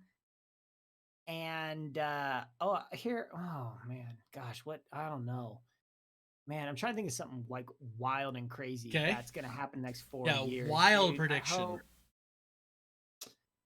Okay. That we legit okay. I hope in 200 episodes, I've got a car that I can just put in the address and go to sleep and wake up there. That's what I'm Ooh. hoping for in the next 4 years. A First of all, that I'm rich enough to do that, and second Sure, of all, that it sure. exists. A completely autonomous Yes. car that'll get you wherever you need to go. Yep. Obviously, Cubs winning the World Series in the next 4 years, it would be pretty high up on my list. But a crazy wild prediction, like wild prediction, is we have figured out how to put a base on the moon, and someone is permanently living on Moon Base Alpha. Yeah, I hope it's Newt Gingrich. Didn't he have some crazy crap to say about the moon when he was running for president? I back in don't the day? I don't know. I hope it's Newt. I think actually having someone living permanently on the moon, kind of like, the International Space Station is great, but they cycle on and off. Like, to say someone's like on the moon full time and they figured out a way to like make that a sustainable situation. That I think would be way cool. Wild prediction for the podcast would be, God, man, this isn't his. Well, I mean, I would hope so. I would say, if I had a wild prediction for what the podcast will be doing 4 years from now, is that maybe our podcast has changed some, so that we're interviewing big celebrities in nerd and pop culture, movies, TV, comic books, and that we're doing that with like we have Kevin Feige, our good old friend Kevin. We have Kevin Feige on the podcast. That's it. Yeah, man. That's the wild prediction for the podcast in Kevin 4 years. Feige joins us within the next 200 episodes. That we have him on as a guest. Yes. Okay, I'm in. We interview Kevin Feige. I also am going to piggyback on that because I can't get any wilder than that, y'all. Jeepers. Okay. Barack Obama. I mean, he's got some time on his hands now. Yeah, he ain't busy. All right, let's go over to the email. This is Peter Christensen. He says, my episode 200 question for you. What is a mashup or swap of pop culture you want to see created? Think media, like we've seen comics made into movies, or maybe like technology, like Disney remakes, swapping directors. So Matt, what would be like a mashup of pop culture that you would want to see? Okay. So for some reason, this is like shooting from the hip, y'all. These are tough questions. It is. I love it. For some reason, I'm feeling like a crossover event, and I feel like I would love to see Snoopy and like the Snoopy gang mixing it up with the Mystery Machine and their gang teaming up for Who Stole Linus's Blanket, and they're solving this mystery. That's my hope. Wow. Yeah, man. Wow. That's the mashup everybody's been asking for. Okay.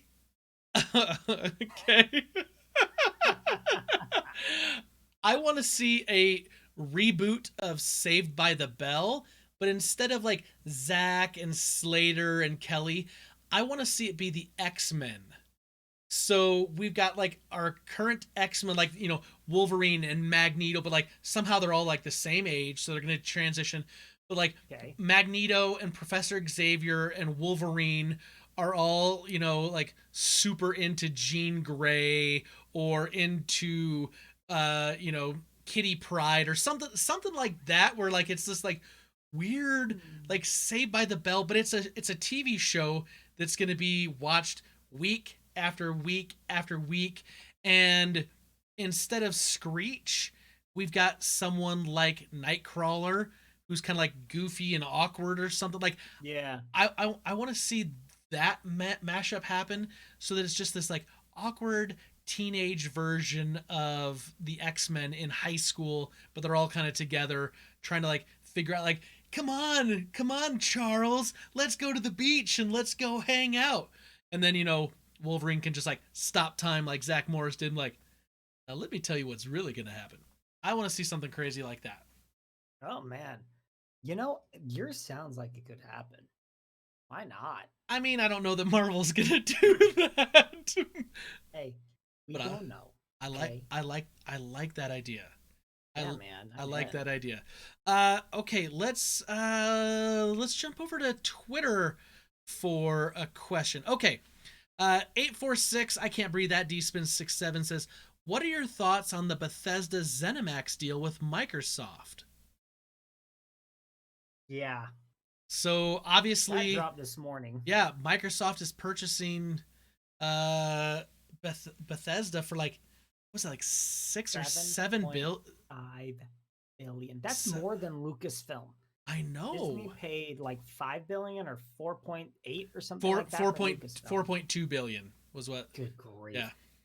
Man, I'm not pleased with it, to be honest. I'm not a Microsoft guy or an Xbox guy, and I'm a little bit concerned that we're going to see some of the franchises that are now owned by Microsoft be exclusive to Xbox or PC, and I'm not a PC game guy.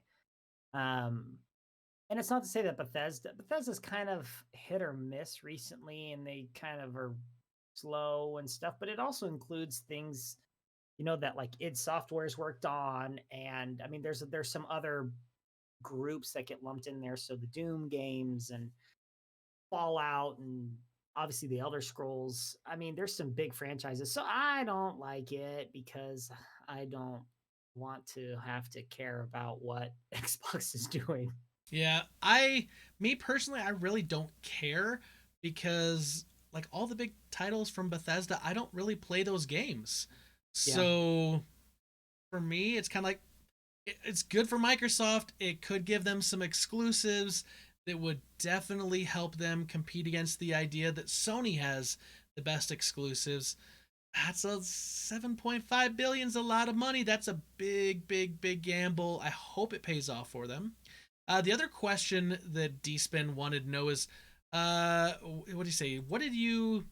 He says, are you interested in the rumored black PS5? If it's all black and it's solid color, abso-freaking-lutely. I do not like the black on white spaceship design of the PS5. If they had an all black version, I would buy that in a heartbeat.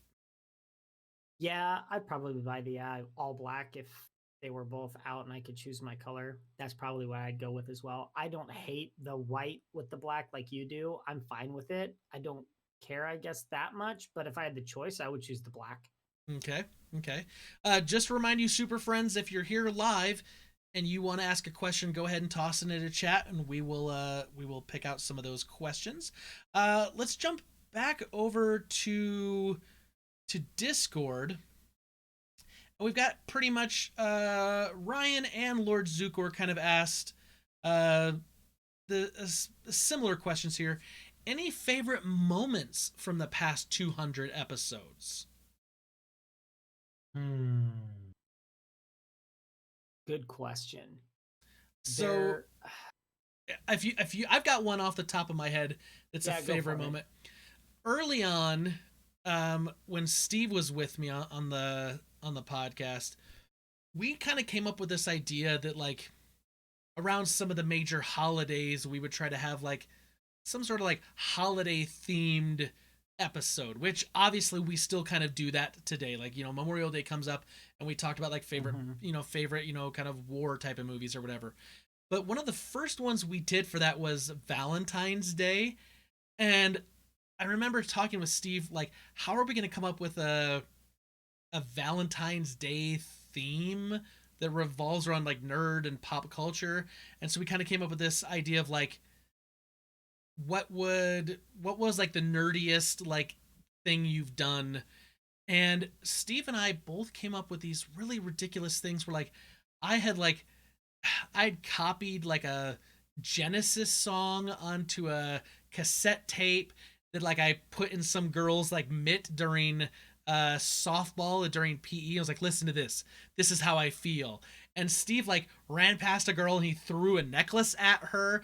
And like the episode in my mind and that memory just stands out because we were just like we were trying to take it seriously, but we were laughing so hard at our idiot younger selves. And like when we were junior high trying to figure out like, how does romance work? And like we've seen this in movies and and trying to like emulate our behavior based on what we've seen in movies. And both of us like epically failed. It was horrible. But like that memory stands out really, really, really strong to me because we just laughed. And I remember crying. I was laughing so hard.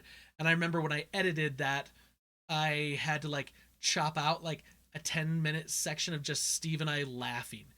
Like just laughing. We couldn't talk. We couldn't barely breathe. And so like that was a moment for like a humorous reason that like stands out in my memory as like a favorite moment. A lot of it wasn't actually even heard by the Super Friends, but there was that. And then I'd say like other favorite moments, like, oh gosh, anytime a guest host came on, or when Stu and you, Matt, when you guys first came on, and I was kind of like evaluating to see like, did we have chemistry together and this and that, like those for me are favorite moments because I knew that it was about to become the next evolution of the podcast and that the podcast was going to change in a good way. And it was those were some favorite moments that I had, some memories, because they were either funny or they were stuff that I knew was really going to be impactful on the future of the podcast. I don't know. What about you? Do you have some favorite memories? Yeah, I mean, for me, one of my favorite memories, and this is a recent one. I loved having both Jesse and Brita on the podcast we did Yeah. for Hamilton. That was a lot of fun. Most people who listen probably have gathered that our wives are sisters. Not And sister wives, but sisters. correct. And so that was a ton of fun to have both of them on. And I mean, Jesse's an introvert by nature, and it was fun to have her kind of, throw her opinion around. And Yeah. I definitely enjoyed that. That was a lot of fun. And then, kind of like what you mentioned when you were kind of fishing for people to come help you guest host when there was a lull and Right. you were looking for some help. It was fun to fill in. I was like, oh yeah, I would love to fill in. And then I did it the first time, and I'm trying to remember what the episode was. All I remember is after I was like, man, Jess, that was a lot of fun. Like I would do that again if you wanted me to. And then I came back and I did it again, and it was a lot of fun. And then you were like, okay, let's think about doing this Yeah, on a more permanent on a more basis. permanent. And I remember texting, how permanent? And you were like, permanent. And I was like, oh yeah. Right. That's So that's my go-to phrase when I'm trying to make something. Like I was like, I want to test the water here, but let's I was like, how do you feel about doing this on a more permanent basis? And everyone's like, what does permanent mean? I'm like, permanent. Like it means like, this is it. like this is now normal. Yeah. This is the new exactly. normal. I was excited about it, and so that was fun. And then there's so many other great moments. I loved the Halloween episode we did last year, I think, and we talked with the Garbage Gals. Is that the podcast? The Garbage and Gold girls. Garbage and Gold. Yes. That was a fun podcast. Yeah, talked about garbage the candy, garbage candy. Yes. And what people liked and didn't like, and how offended I was, and others were, and that's always fun to kind of get all these opinions on something as silly as Halloween candy. So that was a lot of fun. I remember that one. That was a great one. All right, let's take a question from Twitch. We've got RMK Buried Alive. So this is Ryan says, question: if you could give advice to someone starting a new podcast, what would it be? Also, what is something you wish you had done differently? I'm gonna So throw this over to you, Spencer. sure. In case anybody doesn't know, Spencer does all the work. We Well, talk about what goes on. I show up on Mondays and record. And we should all thank Spencer because without him, this would not be happening at all.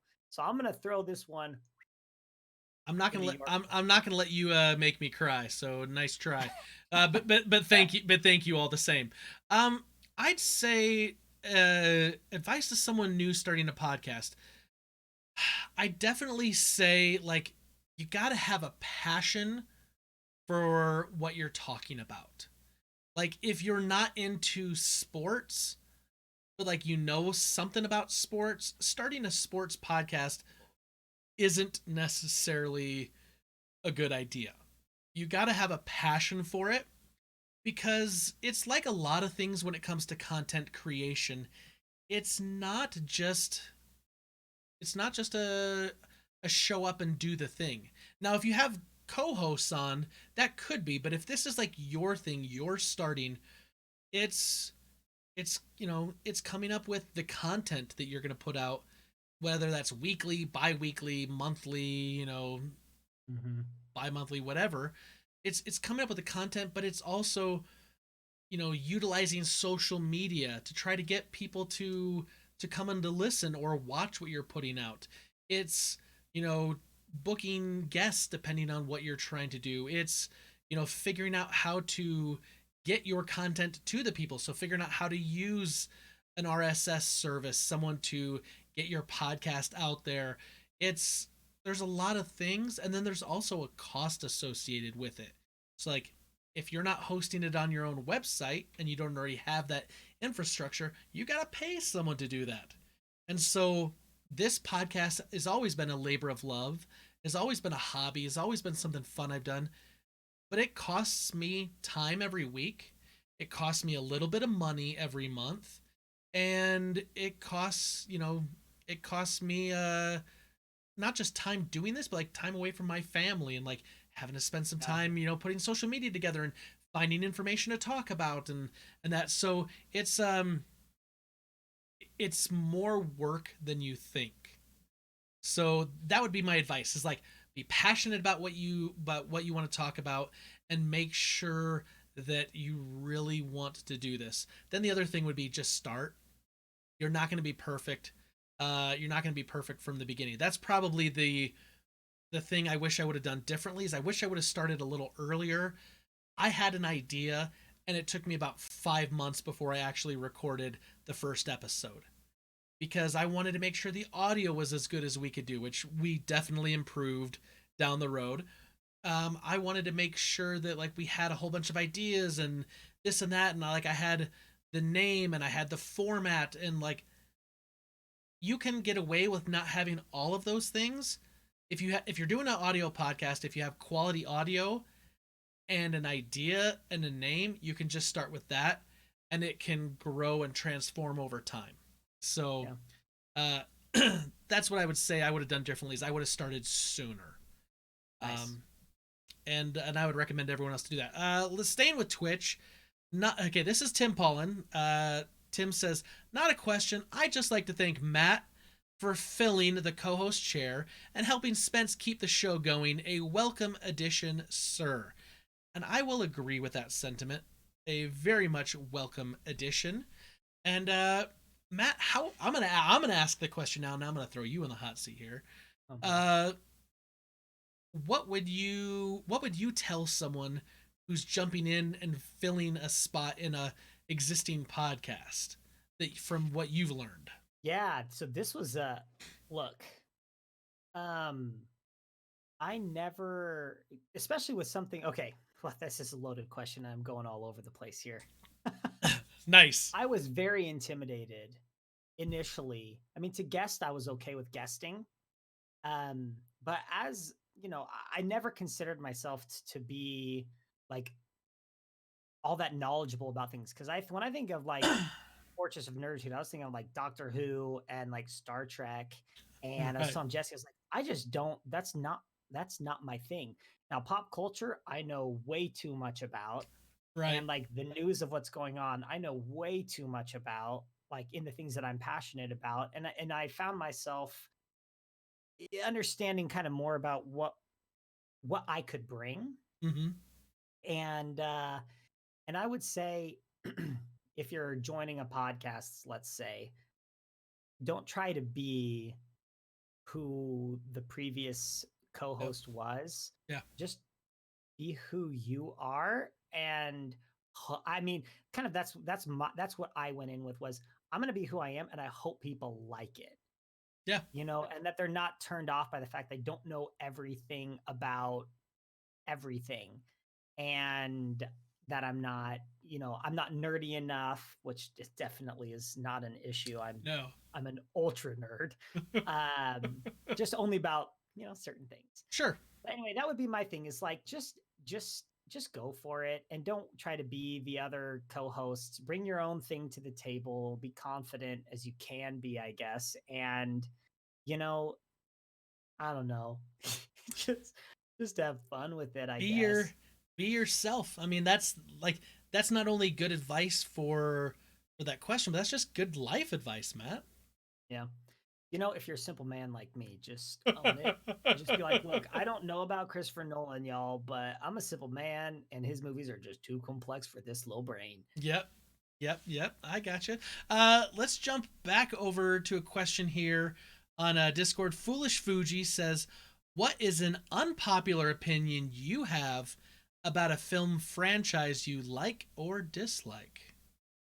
An unpopular opinion about a film franchise you like or dislike. Ooh, boy. I What is think an I think my unpopular opinion is that, and I've said it over and over and over again. I think Avatar's hot garbage. I mean, I really do. I know so many people that love it. I like everyone I know loves it, but I think it's hot garbage. I'm just like, oh, it's a bad story. It had great visuals at the time, but like just great visuals can't, in my opinion, carry a movie. Great visuals just can't carry a game. If the gameplay is horrible, if the story's horrible, the game can look really pretty, but it's still a pretty piece of crap. So right? that's okay.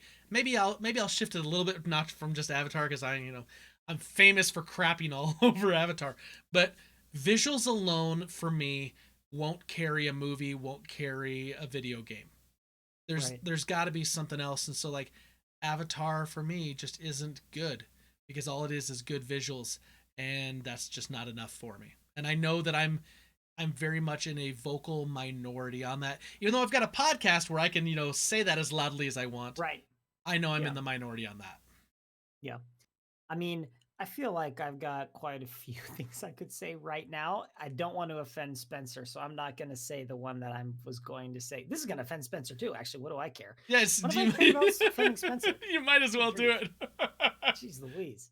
I've got two, and they're both going to offend Spencer. One of them is I don't get Superman. I don't get him. Like, I don't like him. Ugh. And that's probably because I haven't been exposed to him in the way that most people have. I know Spencer's repping and always repping the Superman. That's right. I don't get it. I don't know anything about. It's not. That's not my thing. Yeah, no, that's Then fair enough. The other unpopular opinion is that the Last Jedi is really a great God, movie. like stop Hey, with that. hey, I'm not asking for arguments. I'm not asking for anyone else's opinion. I know what many others think. I love that movie. It's not perfect, and it's not my favorite Star Wars movie. However, I really like it.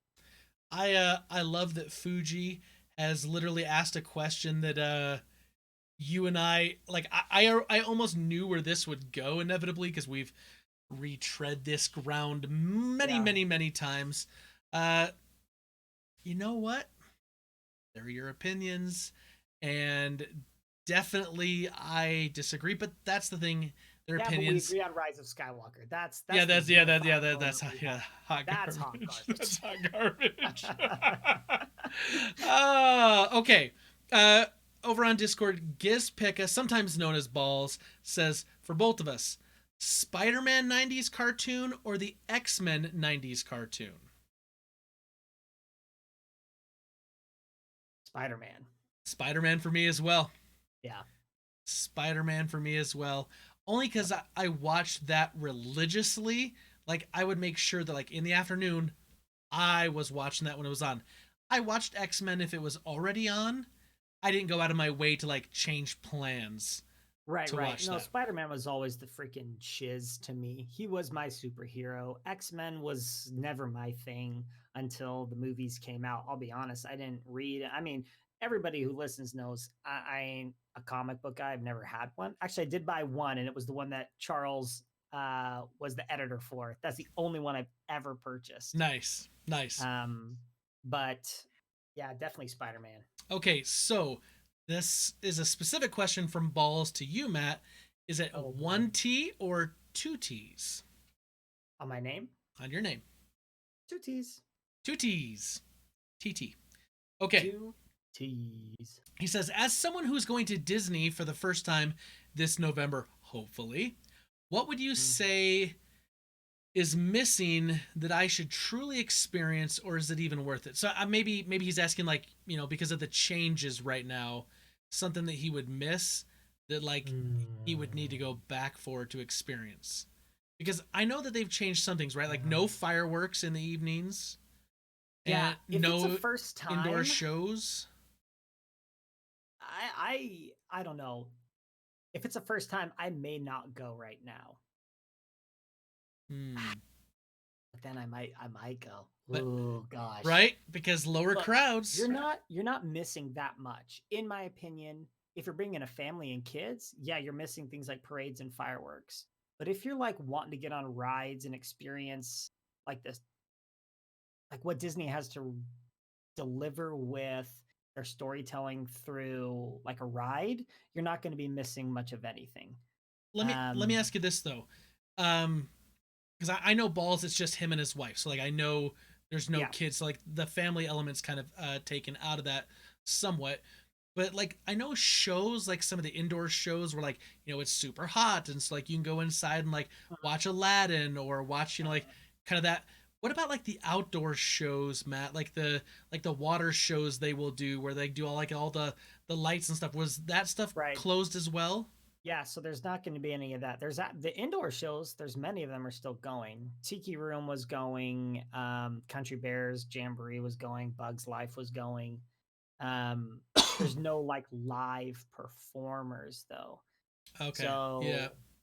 I don't know. So I mean, there's hit or miss. Maybe but you're never going to get everything in on a Disney trip anyway. You have to go multiple times to get everything they offer. So if your focus is, look, I just want to ride the rides, or I want to go to Star Wars, everything in Star Wars is open now. Even the lightsaber place opened up after I left. I say go for it if that's what you want. But if you want, like, I don't know, if you are passionate or care about kind of the extra stuff, like the late night shows with the lights and the lights and the water and the lasers, like those are cool.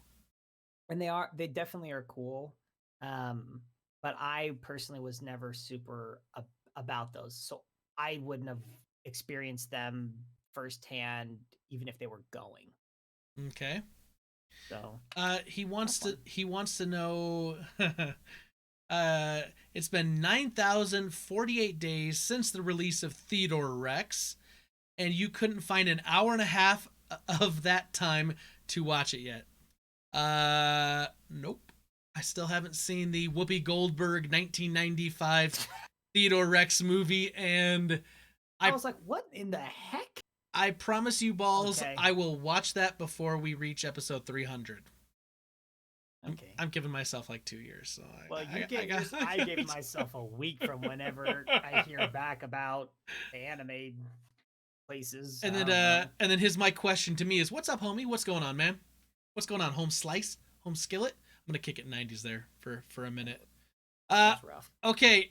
Let's go over back to Twitter, and reminder, those of you on Twitch, if you got questions, get them in. We're going to start closing this up here. Sleepy Paul at Paul Calico 84 says, how are Steve and Stu doing? I hope things are going well for them. So I just saw that Stu, along with people on his team at work, put together some sort of, I don't know if it's documentation, but they wrote some sort of a paper that just got published. And so it was a bucket list item for him. And so he can say that he is now an author and he has co-published a paper.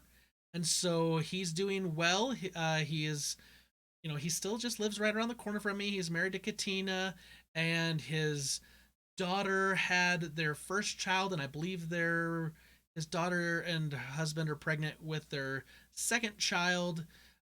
So by all accounts, it looks like things are doing really, really well for Stu right now. And then I talked to Steve a little while ago. He bought a home a little while ago to remodel and flip, and he's been putting the finishing touches on that. I saw a whole bunch of photos that he took of like the kind of before and after, and he's got those done. And so I don't know that he's flipped the house yet or sold it. His wife went through a cancer surgery to remove some cancer, and that was very successful and doing really, really well. And so that's kind of been going on with them. And of course, like, he's got 4 kids, and like everyone else right now with the schools and the COVID and this, that, and the other, like, they're just keeping super busy. They've just got a lot going on, like pretty much like everyone. So both Stu and Steve are doing really, really well. So and we're happy that they are.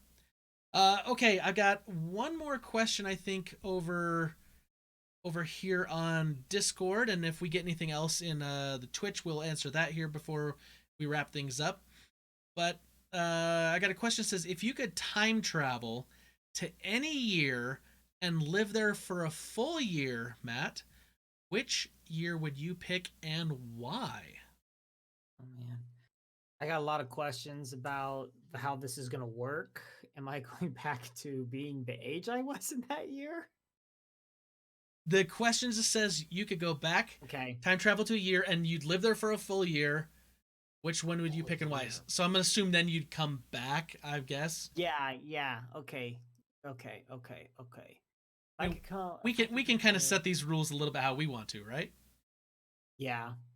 Boy, that's a tough man. If I can't bring my wife, see, I'm thinking through it way too deeply right now. If I don't got my wife and kids, I don't want to go at all.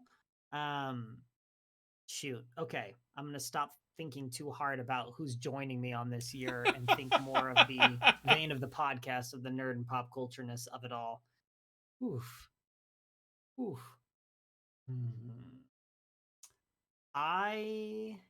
Okay.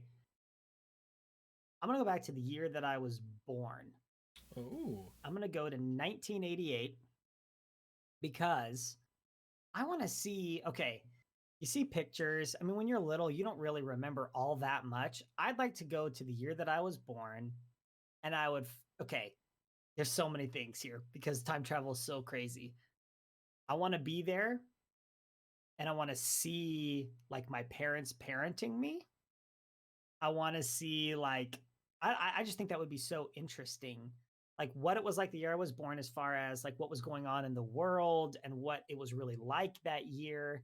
And I would like to see how my parents like did that first year in raising my brother and myself at the same time, because we've got Emmy and Lando right now. I think that would be interesting. Not saying they did a good job. I mean, but I'm alive and I'm happy and healthy.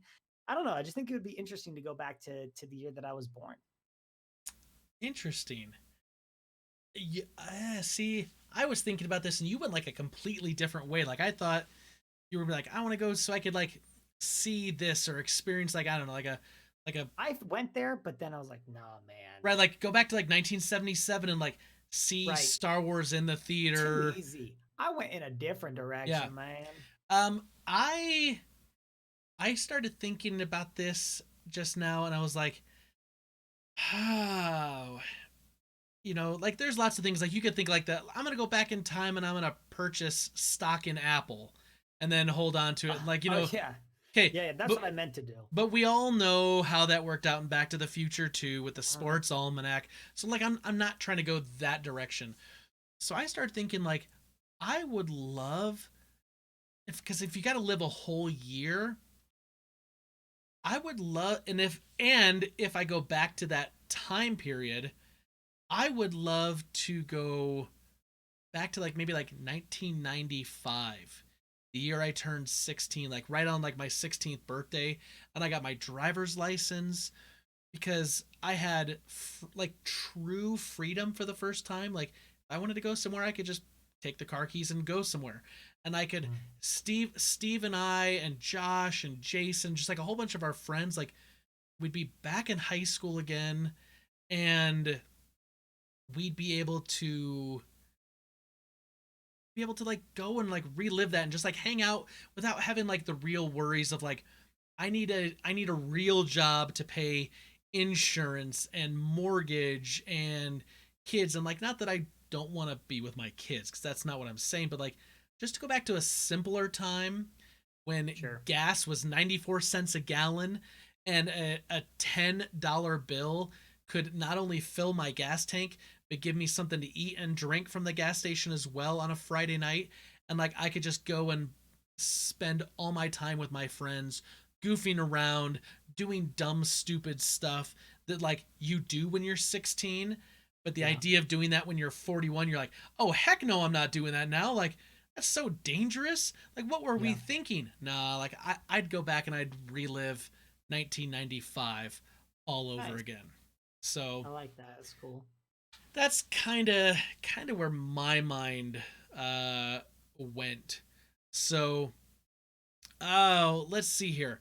I think that's gonna wrap up. I think the questions we've got from the Super Friends. Like, can I just say, we got a lot of really, really great questions from the Super Friends for our We 200th did. episode. Some Thank thinkers, you. some fun stuff, some just ridiculous stuff, which I love every minute of that. Yep. Every minute of that. So, here's the thing, Matt. We always do this every episode. We now are going to come up with a question for the Super Friends to answer for next week. And this is tough, and I want it to be 200 themed. So, what is a TV show you've seen 200 episodes of? Nah, I mean, that might be a lot for people. What is a TV show you love that has at least 200 episodes? You don't have to watch them all. But what's a TV show? Okay. What's a TV show that you love that has had 200 episodes or more? And you can answer us next week, and we will read those answers live here on Twitch, because next week 201, baby, we're coming right back. Yeah, baby. So we'll talk about that next week. Matt, 200 episodes, man, in the books. Oh, This it's is awesome. this is nuts. Like I didn't think we were going to get here, and here we are. So Here we are. let's do another 200. What do you say? Let's rock and roll, man. I'm in. All right, Super Friends, thank you so much for coming out. Thank you for being here live with us. For those of you that could make that, we look forward to a lot more of this fun interaction. So, from all of us here at the Fortress of Nerditude, to all of you out there, wherever you may be, may the Force be with you. Always.